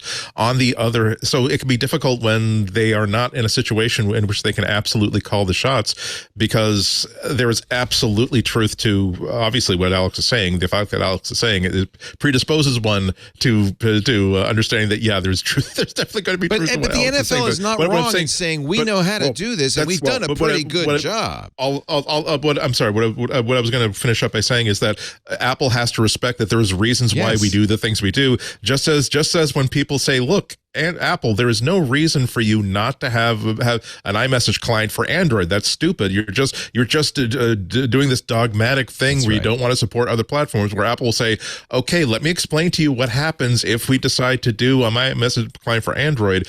And you may disagrmay with it, but they have a very good reason for that. And oftentimes I think that when you have an old media company, when you have an established company, say you may think that this is a silly thing and an outdated thing, but actually this outdated thing is also holding up a number of things that are crucially important, and the value that you're giving us by replacing this does not exceed the service that this thing is giving us for being there. And the question is, what does the NFL want out of Apple, right? Yeah. Like, do they want just cash? And that may be what the issue is here, is that the NFL is like, look, you're deep-pocketed, you want to get into sports streaming, this is the NFL, we're great, give us money. And, or it's possible that what the NFL is looking with Amazon or with Apple is also a partner who is going to try to push innovation in their product in a way that maybe the legacy TV networks won't, and that they may learn something from that. And I think that there's a clash going on there too, potentially. It may also be that Apple's like, no, we want to be that for you. And the NFL's like, we really just want you to write the check. That's all. And from my experience working with doing this, because it's a lot of what I do with doing this, is I don't think that they actually want Apple to innovate too much. I think they really want the check. Yeah. Because the problem is I get into situations where I'll show someone how to, we can do all this great stuff, and then they go, I don't want to do that, because once we open that, once the audience sees that, they can't go back, and now we're in. We've screwed all of our other partners. If Apple moves to, let's say Apple took NFL to high frame rate, HDR, 4K or 8K, and just ran with that, the problem would be is that you could never go back to television. And so that means that the next negotiation is much rougher than the first one for the NFL. And so the NFL is always evolving. The one thing about the NFL is they'll spend years developing new technologies to make the show cooler and better and everything else, but they want to do it at a certain pace that everything gets kind of pulled along. And so I think that they may actually be resistant. And I think that that's why the MLS has been genius, is if Apple can get any toehold in to this process with the NFL. And I think the only reason that Apple's in the conversation right now, I bet you Apple is probably not making a lot of deals. There's probably, Apple's offering probably so much money that the NFL keeps talking to them. Yeah. But, and so the NFL's like, I don't really want to do what Apple's asking. It's a lot of money. but the money, so much money, the money, because you have to keep in mind this pot of gold that Apple's handed them, because this is like a scratch on the surface. Is it just Roger Goodell who has to do this, or do they have to get the owners to approve it? You gotta get the owners, the broadcasters, the partners. Yeah. It's a big, huge consortium of everybody going, well, I think we have to keep in mind, somebody in the chat room was asking, why doesn't the NFL just do this themselves and make their own streaming service? And the answer is they have their own streaming service. It's called NFL Plus. How do you like it? And it has different things in the U.S. and overseas and all that. The reason this is not just, let's not do Sunday Ticket, let's wrap it up and put it in NFL Plus, is Apple or Amazon will overpay for it more than it's worth in order to get people onto their ecosystem. And that is what the NFL wants to take advantage of, just like how DirecTV overpaid for it so that people would put satellite dishes on their roof, right? Because it was the only place you could get it. And once they're on the roof, well, then they're going to be your TV provider and you're going to cancel cable probably, right? That's the idea. And so I agree. It would be way simpler if the NFL just absorbed Sunday Ticket into NFL Plus, but they're not going to do it as long as there's a big pocketed company out there like Amazon and Apple who will pay. And in the end, I think what will probably happen is that either Apple or Amazon will finally just say, okay, we'll write the check. I think Apple's just trying to get the NFL to budge a little bit and do a little bit more for them. But it's unclear. It's not, like I said, it's not the best match because it is U.S. only. It's not the best fit, but it does get you in the door with the NFL, and Amazon's already in that door. And the thing that's so mind-numbingly frustrating is the blackouts. Like just the, like from a viewer perspective, someone who doesn't live in Pittsburgh but is a Pittsburgh Steelers fan, even this year, still a Pittsburgh Steelers fan, is that I just want to watch the game. Well, and you're just like, I'll pay for it. Like I would pay $10 to watch the game. The cord cutter premise, the killer. So like the Steelers were on local TV for some reason in the Bay Area. It was so great. I thought to myself, I literally within a minute, so the Dallas was just crushing the Vikings, and that was the game that was on YouTube TV. And I thought to myself, I was watching it. It was playing on one of my screens, and while I was working, and I thought, man, I just want to see the third and fourth quarter of the Steeler game. I just want to see this game. And literally, I kid you not, within like 30 seconds, it just popped over. The affiliate I was like, the affiliate bailed. So this is what my point is. So if you're a fan of a team, let's say that's the Steelers, the problem with the way it's architected right now is if you are watching that game locally on Fox and you're a cord cutter, so you can't get it. There's no way for you to get it other than a VMPVD, an over-the-top streaming service. If it's on CBS, you could get Paramount Plus and you would actually be able to see it, but Fox hasn't done that. And this is the frustration here, right? Is like, I want to watch my freaking local game, and like, how do I do it? And even with Sunday Ticket, you can't do it and that's I think what Apple is saying is like, look, this product doesn't make sense because of all the blackout restrictions. We need to take them off. Remember, this is the problem. There's so many stakeholders. There's the locals. There's the networks. There's cable. Fox would have to approve of that, right? Yeah, and I know this just from 20 years ago with Tech TV. You can't piss off the incumbent stakeholders by embracing a new stakeholder. And so this is very delicate. Of course, the NFL wants to move into the future, but they have all these stakeholders. They have to. I didn't even think about this. You have to appeal to every single individual owner. It goes all the way down to the local ads being run by the cable networks, that are there because they get a certain number of local ads during even the Super Bowl and during a football game. And my brother pays. You throw it into a lottery. We have a golf course outside of Pittsburgh, and so he throws bird's foot, ads into the lottery, and sometimes they show up on a Steeler game, and suddenly they said like at the this is what gets back to traditional media. Like we think that online is really cool, but when it hits a Steeler game, he says the phone just rings as soon as you put it down. It's awesome. Just like this incredible, very powerful. But it's $5 when you get it right. It just happens every once in a while. Yeah. And the other thing is that those of us in this conversation, we love we might even have like 4K HDR 120 frames per second screens, but you also have to make sure that when you're talking about a popular sport, you also have to make sure that sport is enjoyable by someone who basically has a 720p screen that they got for $10 off of Craigslist. And that's not hard. I mean, that's not. I mean, that's not a hard thing because we send it. Well, you've solved we're that. sending you all of those resolutions. Yeah. When we HLS is, Apple's HLS solves that problem by, I can give you everything down to a 360p or 240p, image. But you have to think about the graphics, right? You don't want graphics you can't read on that image. We still design graphics around 360 or 640 by 360. So we look at graphics. Mostly when we do it, we design them around a 640 by 360. Can I read it at that resolution? And if I can't read it at that resolution, oftentimes there's a bunch of discussions about whether. What does Amazon Prime do on Thursday night? Do they care about that stuff? Or do they know they're going to be on high res? Yeah, they definitely care. Yeah, they definitely pay attention.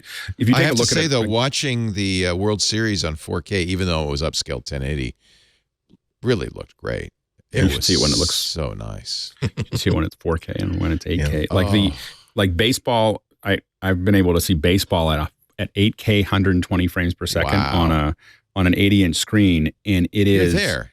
It is as if you were there. Like it's like you're looking at a window and you there's part of your brain that wants to just look. And now the teams are saying, but that's going to hurt our ticket sales. Yeah, the ticket sales that's NFL. What's hurting. That's what's hurting ticket sales. That's like the icing. Well, and again, that depends on the team. It depends. This gets back into the relationship management of every team. Like the Steelers is a good example. They're sold out for a decade. Right. Like they're not like you can't.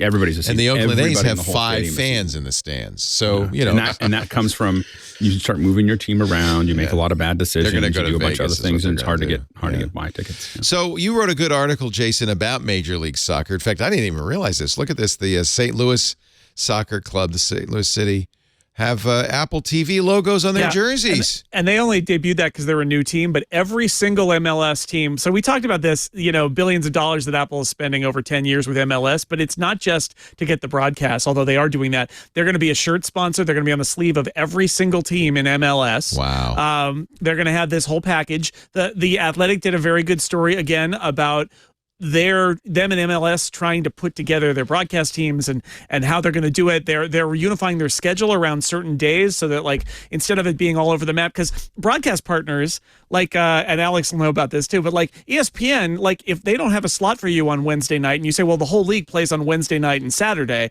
and ESPN's like, yeah, we really want that game on Monday. You can't say no, basically. You can't say no to your broadcast partner. But now that Apple has 100% of the games, they're kind of simplifying the schedule around Wednesday and Saturday with some in the evenings and then like a Saturday afternoon and a Sunday afternoon game. And they're building it all together. So it's really interesting to see it all kind of come to fruition. It is, all the experts quoted are like, this is happening really fast. They're a little bit behind where they should be, but they're getting it there. And we got some details about like the pricing. You don't have to be an Apple TV Plus subscriber to buy this package. You just have to have access to the TV app. Apple TV Plus subscribers will get a $20 discount if you're we already knew this, but like, I think it's really cool. If you're a season ticket holder, you get it for free. If you're a season ticket holder of an MLS team, you get the package for free. You can watch your team on that. And they're going to put the local radio for the home team as a second audio option, which is kind of interesting. And they're also being very ambitious. Every game will be in English and Spanish. And also any game involving a Canadian team will also have a French audio track. So they're really trying to make this thing pretty sophisticated, because this is the first thing that Apple is going to be doing where they are actually directly involved in the production, because the Major League Baseball stuff is sort of outsourced to MLB This is a Network. perfect kind of demo to other leagues. Exactly. This is what could happen. It is. Yeah. It is. It's going to be their calling card. Yeah. It is really. It's going to improve their. But it's also just going to push the envelope really hard. It's going to be.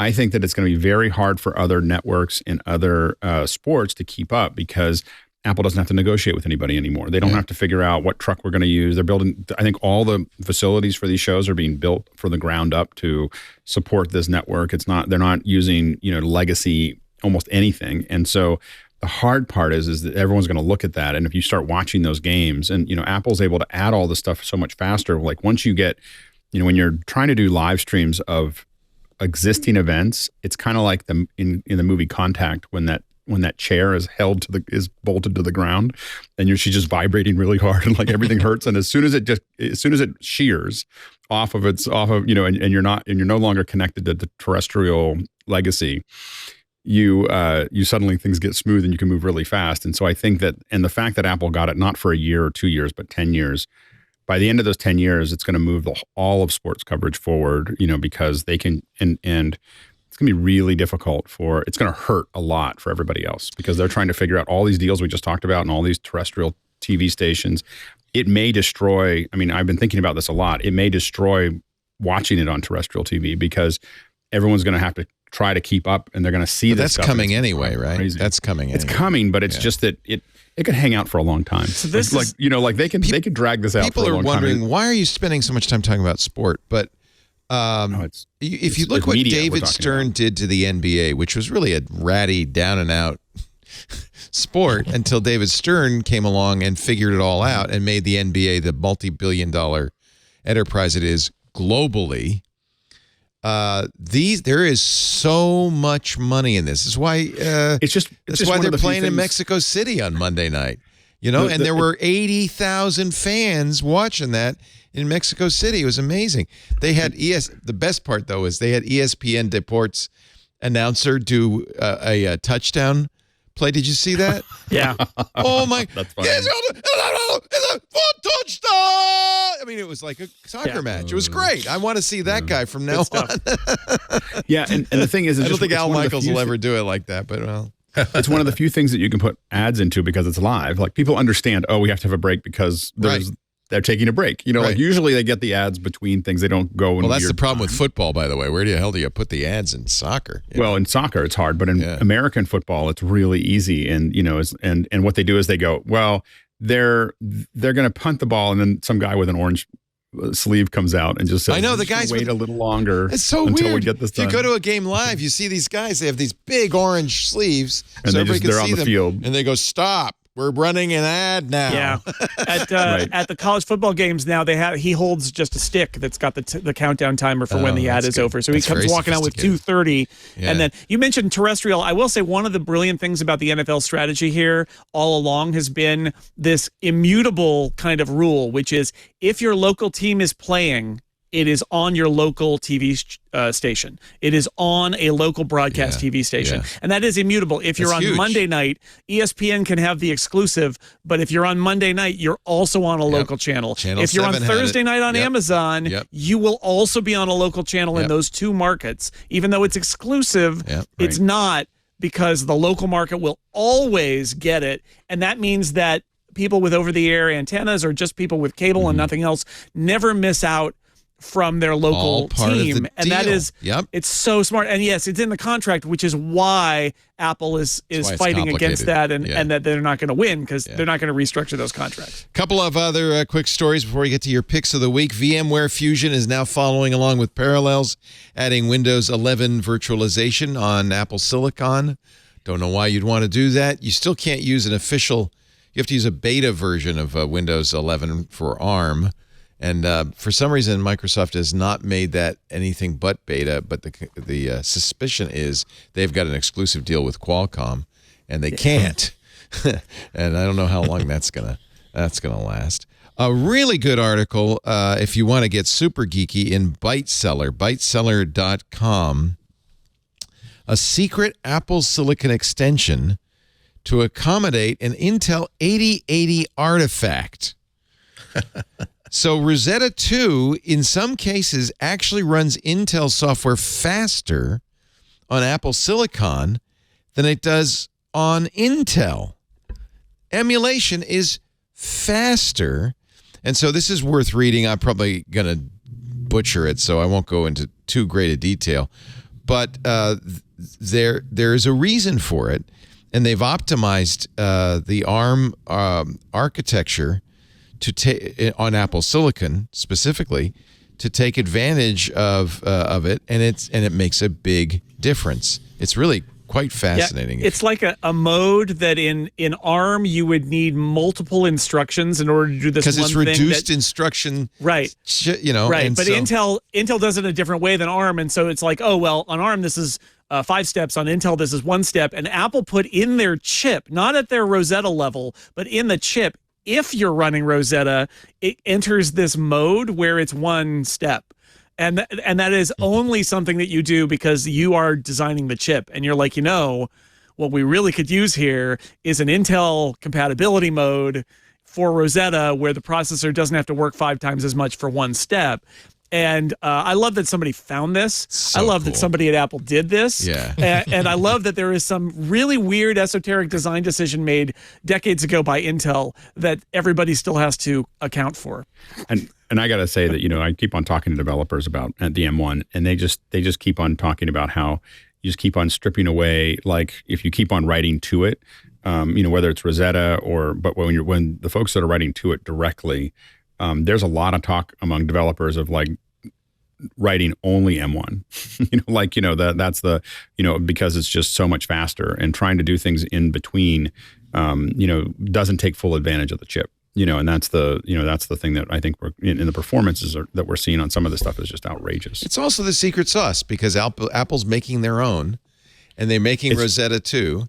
They can build into silicon a switch for Rosetta 2 that means that your Intel emulation is faster on Apple Silicon than it is on Intel. It's going to be really hard. I mean, I'm very curious to see how the Intel side of things evolves, because it's just so hard to do what Apple's doing. When you're building the chip and building the OS and building the all in the the developing platform, it's super hard to compete with that. It's usually something you would tell people not to do. Yeah. because because it's so hard to do it and to maintain it, and Apple at scale can do it, and that's like a 3,000 pound elephant that can run like a cheetah. And that's what I think has everybody a little scared. It's a difficult thing to manage too, because we forget that Mac OS is 10%, if that, of the desktops in the world. Intel and the other makers have to basically satisfy the rest of the world that aren't necessarily motivated to buy a Mac specifically. They just need a computer, or even worse, they need 1,000 copies of a computer that are built to an exact specification, meaning that we don't want to spend an extra $4 per unit on graphics performance. We don't actually need this high level RAM cache. We just need someone who's going to be connect to our servers, run our remote software. As long as it does that, we're buying 1,000 copies of the CPU, 1,000 copies of this computer. Why are you trying to tell us how well you can do live streaming with it when nobody who uses this is going to do that? So this is why that the wonderful stuff, the stuff that gets people really, really excited, is almost always going to come out of Apple, because Apple's they're making the postal the UPS truck, they're making the US Postal Service Jeep. They're not making like the really, really cool cars that are exciting to drive and push the needle forward. SwiftKey's back. What? Okay, Microsoft, which bought the keyboard, which was very big on Android. And in fact, I think it was one of the first keyboards I used that did swiping. Swipe was the first, but SwiftKey was the second. And then Microsoft pulled it from iOS, and now it's back. So I just thought I'd tell you. I don't. Who knows why or what is going on in Redmond, but there you have it. And do you want to see Quake running on an Apple Watch? Do I? You do? Well, good news. This is insane. You use the stem and the buttons to control. Look there. Oh, here we go. Here we go. Even the Nine Inch Nails soundtrack. Okay, there you go. I don't know why you'd want to, but you can. Now, does the watch give you accelerated heart rate warnings and wow, you're in a noisy environment warnings? Good question. You do, by the way, have to supply your own pack, but one of the things that's really cool is it's on GitHub. So if you decide to hack your Apple Watch, please let us know. Watch Quake, the Quake 1 port for Apple Watches. Somebody got it running on the touch bar. I mean, you can run it on anything. I mean, it's, so. And there's the menu controls, just so you know. Turn to scroll, tap to confirm, tap and hold to go back, change value with the menu sliders. In-game controls, swim up, swim down, they're all there. It's so silly. It's totally playable. Let's see. Oh, I wanted to warn people. I got all excited because I am a fan of Homebrew. I think anybody who uses a Mac knows about Brew, which allows you to install Unix style applications, command line applications, even actually binary applications from the command line on a Mac. Most Mac users use it. There are other choices like Mac Ports, which is older, and Nix, which is cross-platform. But the guy who designed Homebrew 13 years ago and has been out of the project, I should point out, for many years, Max Howell, has decided to do a blockchain crypto NFT version of Homebrew called T. Get it? NFT. I sat down and I thought, oh, that's exciting. He's going to solve a lot of these. The idea was, how do we monetize these open source projects that everybody's building on, but nobody's paying for it? I thought, well, that's his heart's in the right place. As soon as I started to install it, I thought, yeah, no. No. So I guess I'm mentioning it. I'm giving him some publicity, T.XYZ. But I would be a little careful about sh curl https txyz. Don't do it. It seems like we'll watch with great interest. I love them. I love the idea, but I don't know if this is the answer to it. Sad story from a Verge columnist, Mitchell Clark. Apple changed the way how reading books works in iOS 16, and I may never be happy again. There used to be, as you may remember, a lovely little curl animation that you, depending on where you swiped from, the page would be different. And look, there's even text, backwards text underneath the page. And now he says, as far as I can tell, the experience is completely gone in iOS 16, replaced by an animation that wouldn't feel out of place in a Tinder ripoff or a PDF viewing utility app. Aww. This speaks a man in pain. Yes. I always He's think hurt. about it.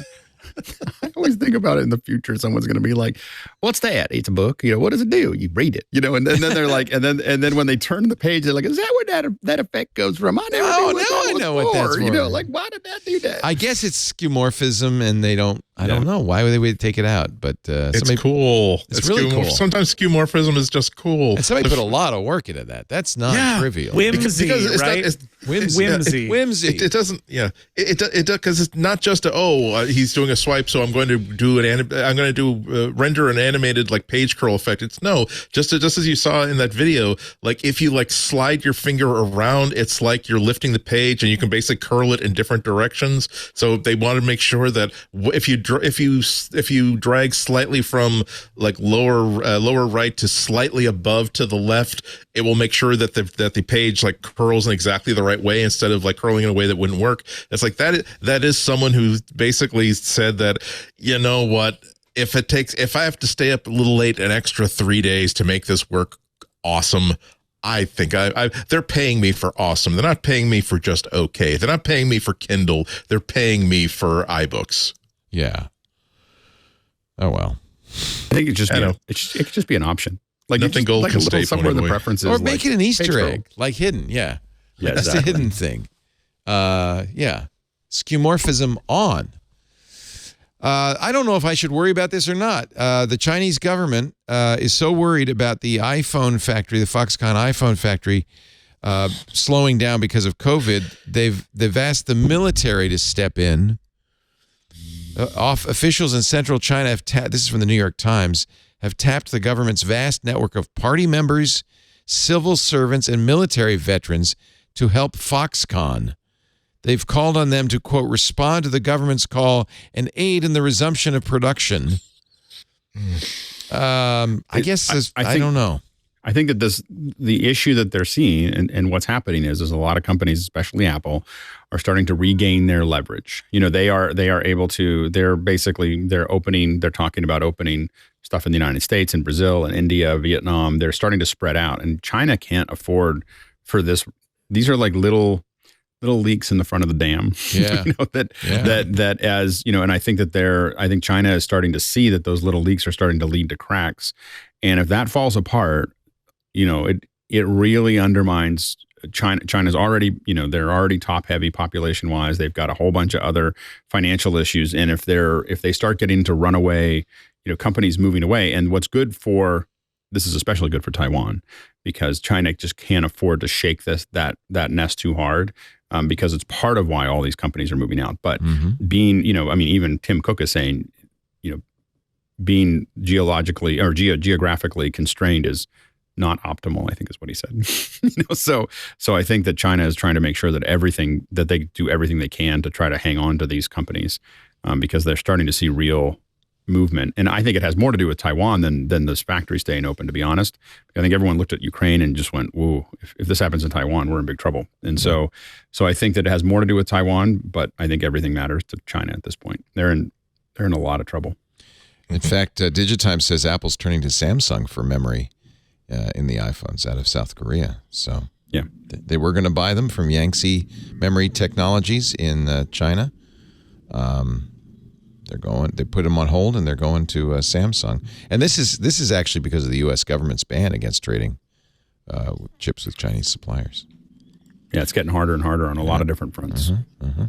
Hey, everybody. Leo Laporte here. I am the founder and one of the hosts at the Twit Podcast Network. I want to talk to you a little bit about what we do here at Twit, because I think it's unique.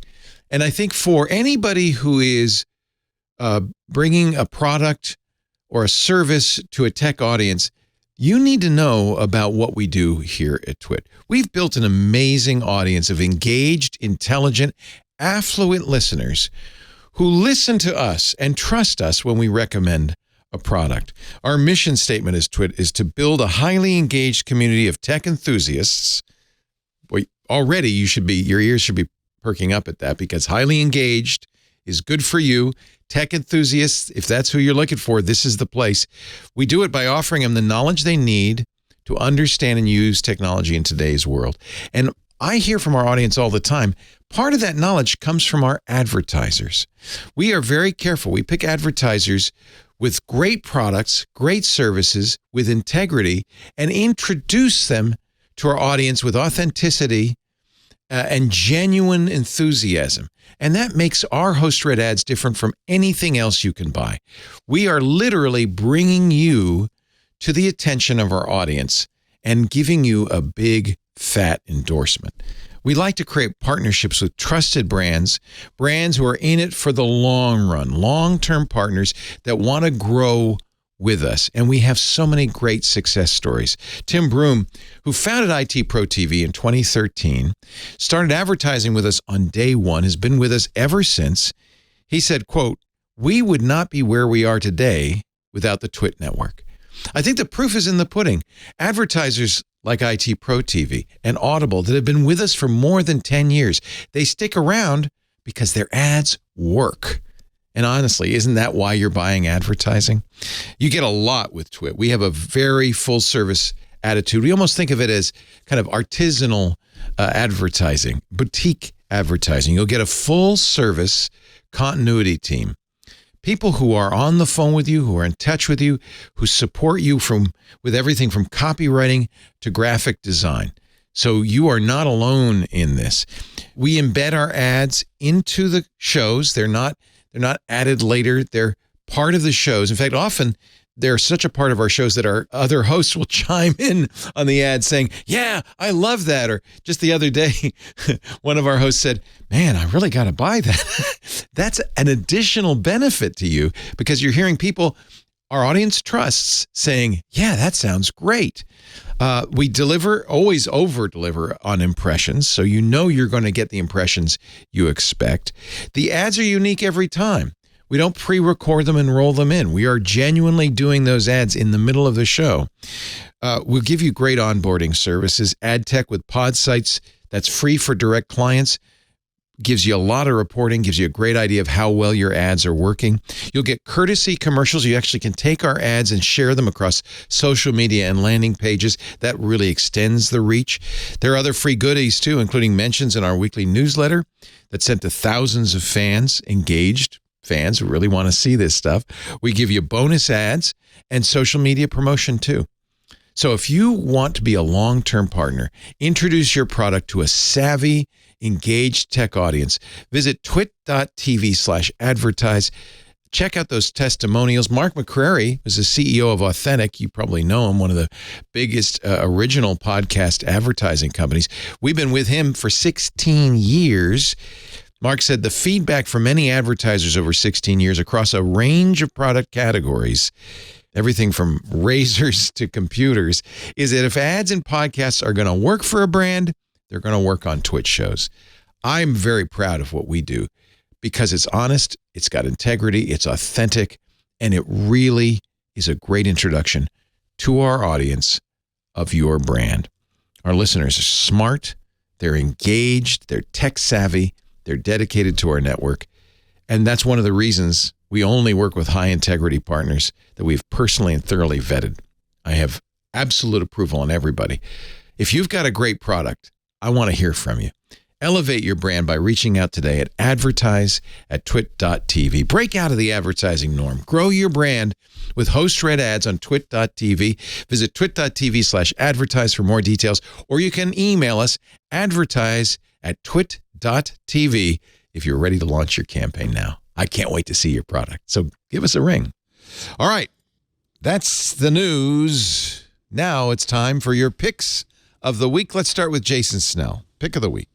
I am going to pick, it's a flight tracking app. It is the best, I think, flight tracking app. It's not cheap, but if you travel a lot, it's worth it. It is called Flighty.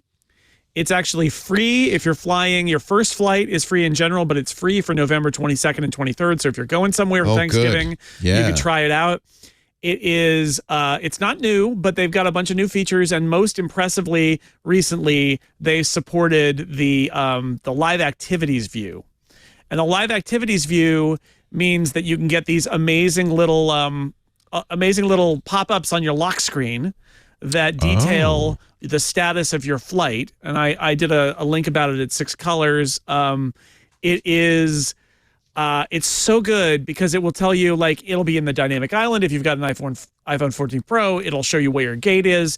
It shows you where you are in reference to, like, when it's taking off, or when you're on the flight, it'll tell you how long it is until you land. And you're saying to yourself, well, how does it know that? Like, if I'm in airplane mode because I'm not on the airplane Wi-Fi. And Ryan Jones, who is the developer of Flighty, pointed out something very clever, which is if you're ever on an airplane and it's one of those things where you have to pay for Wi-Fi, but you can get on their free Wi-Fi to, like, watch TV, and they say free messaging. You can get iMessages too without paying. If you say yes to that, here's the twist that you may not know, which is you won't just get iMessages. All of your push notifications come by the same path. And live activities are updated via push notification. So Flighty and anyone else down the road, like sports apps, anybody else that uses live activities, even if you're on a plane and you're not paying for Wi-Fi, if you have one of those sort of Wi-Fis that a lot of airlines offer where you get iMessage covered, you will get your live activities updated live because they're all coming through essentially invisible push notifications. So that's a fun little twist on what is already a pretty great app. You know, it's not cheap. It's $50 a year. Ooh. They have an $11 sort of flexible limited family plan. But if you travel a lot, I mean, there is no better app that I have tried for this kind of flight tracking. You can choose how detailed you want it to be about, like, is your gate changing? Is the flight changing? Is the plane changing? It'll let you know that. Lets you know when the flight plan has been filed and what it is. There's a lot of stuff in there. And they, like TripIt and some of these other places, they'll let you forward your flight information to an email address at Flighty, and it automatically gets added to your list of flights. Lots of great stuff. Great app. And if you're traveling for Thanksgiving on a plane, you could try it out for free. Wow. I love the live activity thing. It's really good. It looks great. Would it go in the dynamic island if it? Yeah. There's another look. The big one is live activity on the lock screen, but it also will go in the dynamic island. And I was recently traveling, and it actually showed me. I looked down at my home screen while I'm unlocked, and in the dynamic island, there's a little yellow, gate C22, and a little arrow saying that that's where you need to go, which is pretty awesome. So yeah, it's good. There it is. There's the dynamic island in there. preview. Wow, that is really sweet. $50 though. Yikes. It's not cheap. You got to be a real serious Frequent traveler flyer. who cares about Yeah. this stuff. Yeah. Although, like I said, they have a reduced family plan sort of thing for $10 a year. I think that is pretty good. So, give it a try. As soon as I start flying somewhere, Yep. sounds worth it. Thank you, Jason. Andy Yanako, pick of the week. Two quick ones, because we were talking earlier about like having all kinds of different like wall plugs, wall warts, and like not knowing which one goes to which. And so I got this tip from Adam Savage on the Tested channel. Uses this wonderful, it's called the Presto Jumbo Correction Pen by Pentel to label things like in his shop, like drawers and stuff like that. And I discovered that it is like the perfect thing for like labeling power supplies and stuff like that, because it's technically a correction pen, but it's not this chalky stuff. It's actually a very, very hard wearing enamel white paint that goes on nice and thick. You give it, you shake. It has a ball in it. You got to give it a shake. You got to squeeze it a little bit to get it started, and then you just write the stuff. And there's no mistake in that. And they're not expensive either. They're like $4.50 each. And I have a whole bunch of them because, again, if you need to mark something permanently on dark stuff. I also do have, when you can tell like exactly where I was in a certain project. I do have some adapters that do have like a Brother like P-Touch like nice fancy label on it, but that was conditional upon my knowing where the P-Touch was, making sure that it did have a cartridge in it, like typing it up like dip, rolling it up and putting it on correctly. Whereas this is just blort. Great, it's labeled and it's big. That's all I need. Idea. Yeah. So Pentel Presto. It's like one of those things where I bought one, then I bought lots more. But they call it a correction pen. What are you correcting? You're typing? The fact that it would mark anything as a correction pen. I mean, what are you correcting? It's back when you were typing. Yeah, it comes from. It's what Mike Nesmith's mother invented. It's whiteout. Maybe it's just such a limited product that's like you know what? They made 1,000 of them 20 years ago, and they still have them. I'm thinking that like we're making such a low margin on these to redesign the label and like retool the assembly plant for a different label. I mean, as far as a correction pen goes, I think that if I had one in my pocket and I was in one of those situations where I see one of those lines where one of those signs where they put like the corrective apostrophe S when the apostrophe was not necessary, I would go, all right, let's just get rid of that apostrophe. It's got that nice shake sound. I like that shake sound. Yeah, that's good. It's pretty nice. Yeah, that's how you know it's like some serious paint that has to be mixed up correctly in order to work. It's ozone safe, kids. It's called good news. Asking for a friend. Of course. It's called the Presto exclamation mark correction. Jumbo TM correction pen exclamation by mark. I have two. They have it on Amazon. I already ordered and two. you can buy. But I think this coincides with your interests, Alex Lindsay. I think you will. Alex, I think for you for office hours, you should get the 12-pack.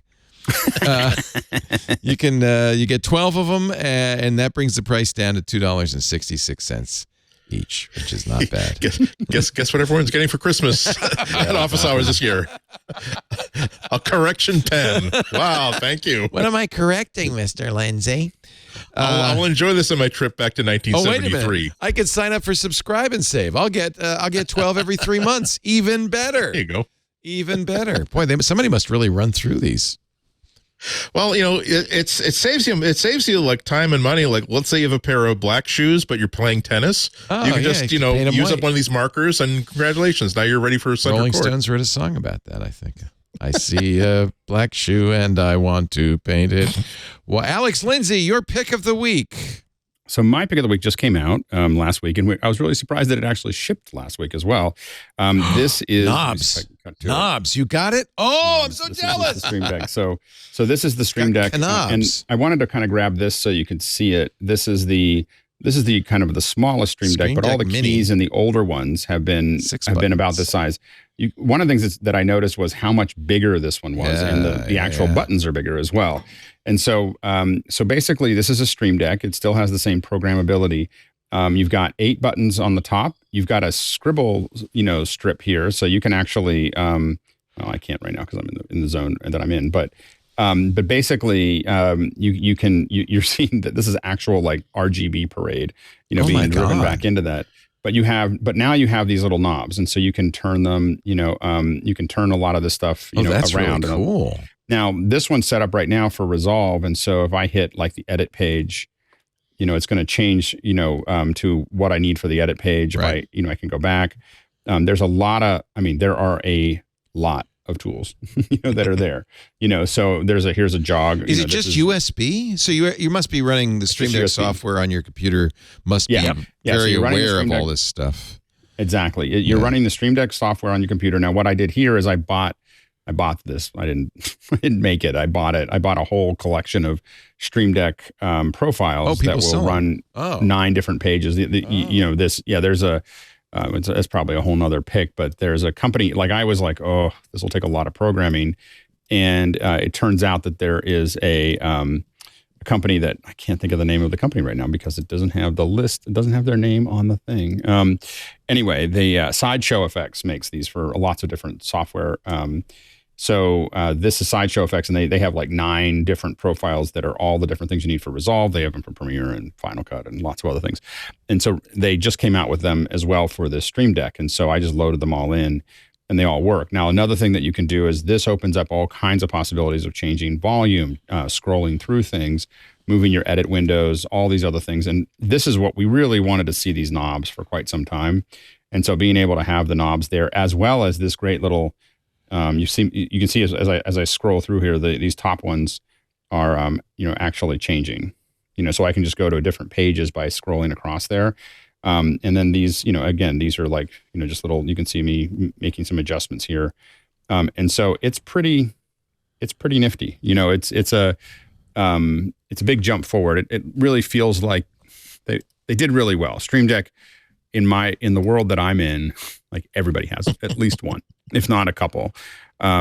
People run whole shows on them. And so the problem has been really that the buttons were a little small. There wasn't quite enough travel, and we didn't have any knobs that we could affect volume or scroll through things and everything else. And this has fixed a lot of those things. I was able to I bought it last week. It came 3 days later. Wow. Like I was expecting, well, they said 3 to 5 days, but I think it probably will be 3 to 5 months, because it just released. And I bought it off their website, and it was there. It just showed up. $200, so it's not cheap, but boy, yeah. And I think these are aimed at like Twitch streamers, right? But yeah, it was really aimed. Stream Deck really built up. All of Elgato and Corsair, who owns Elgato, really focused on the kind of online creator / the streamers, and really built up around streamers. And what's happened is that a lot of professionals started using this, and especially they use the Stream Deck software. There's also another software called Companion, which is really the heavy duty version. This is what most professionals are using, or not the Stream Deck software profiles. They're using Companion so that's the so when you start tying into Companion, you have very complex interactions between your hardware. And so what's happened, I think, is that more professionals are getting into it, and they're starting to serve that market. That's why we have more tools, bigger buttons. In fact, they could probably double this price and give us even better buttons with more travel, and people would probably buy it. like in my world, because it was just like, we want it to work, and every time you push it, it's going to work, and everything else. But I will say that I'm waiting for the Logic one to come out, because I do a lot of editing in Logic, and so audio editing in Logic. That's what I do the podcast in, and I'm really looking forward to being able to make that all work. But anyway, how are the knobs? They feel good? They're pretty good. I mean, they're not free flowing. So that, I'm used to like really high quality knobs that don't have notches on them, that are really high. The kind of knobs on a lot of stuff I use are very high resolution. So these aren't the same resolution as those. They're probably, my guess is, they're an indent every 5 degrees or 10 degrees, somewhere in that range. So it's, you feel it turning, and it's very specific because it has to send out those commands. But overall, I think it does feel like the fit and finish of it feels much better than Stream Decks in the past. Nice. So it's anyway, it's a really good update, and I'm hoping that we're going to see more and more professional tools from them. Oh, we use BitFocus Companion with our Zoom ISO and a Stream Deck. I didn't know. I think that's pretty recent. I think that's you doing that. I think, yes. well, no, I think it was Andy. I think Andy came in and was like, well, here's Andy how we set this Carluccio up. of Zoom. But then I think John guy. John has absorbed it extremely quickly. Andy was in on Sunday. He started Liminal, which Zoom bought, and Zoom ISO has been this show for the first time ever. I think, right? Entirely on Zoom ISO. And it feels much better. I don't know if you can feel it. I know I can feel it. Like pictures it feels better, sounds better.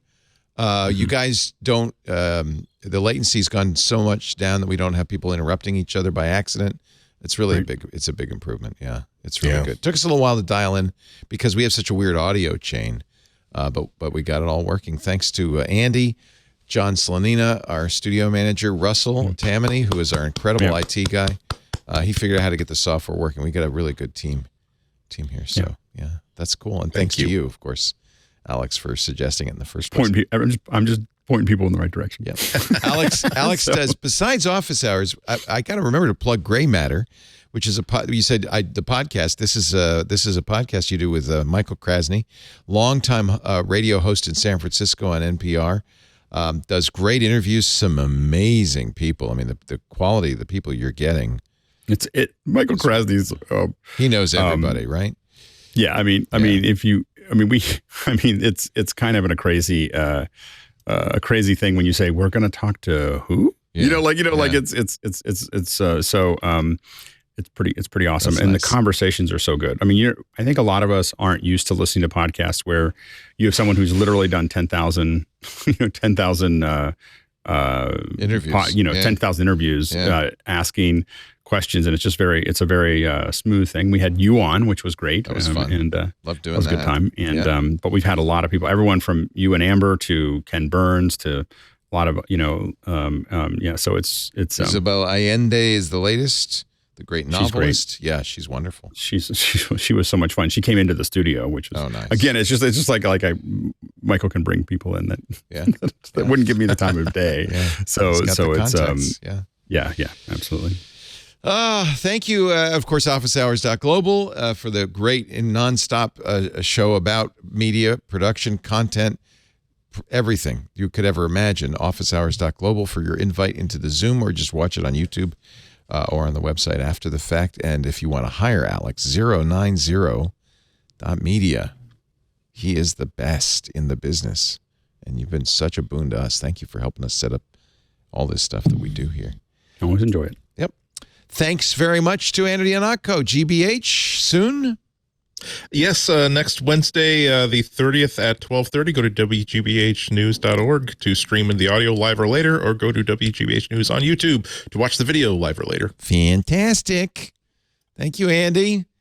Jason Snell, sixcolors.com, sixcolors.com/podcasts, because he does like 8 million podcasts. True. What's up lately? Guilty. Anything exciting? I think good episode of Upgrade this week on Relay FM. That is a good one. Good episode of The Incomparable coming later this week, because what better way to celebrate Thanksgiving than to talk about Martin Scorsese's Goodfellas? Yeah. Sure. Sounds like the Thanksgiving movie. Many people. It's Yeah.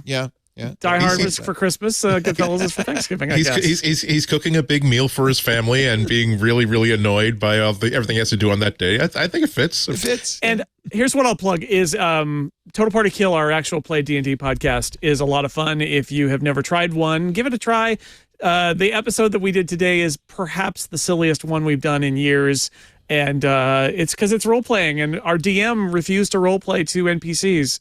And so Tony Sindelar and I did instead, and we did what are charitably described as bad New Jersey accents on a couple of Minotaurs. Oh, Lord. Named Cinna and Bon.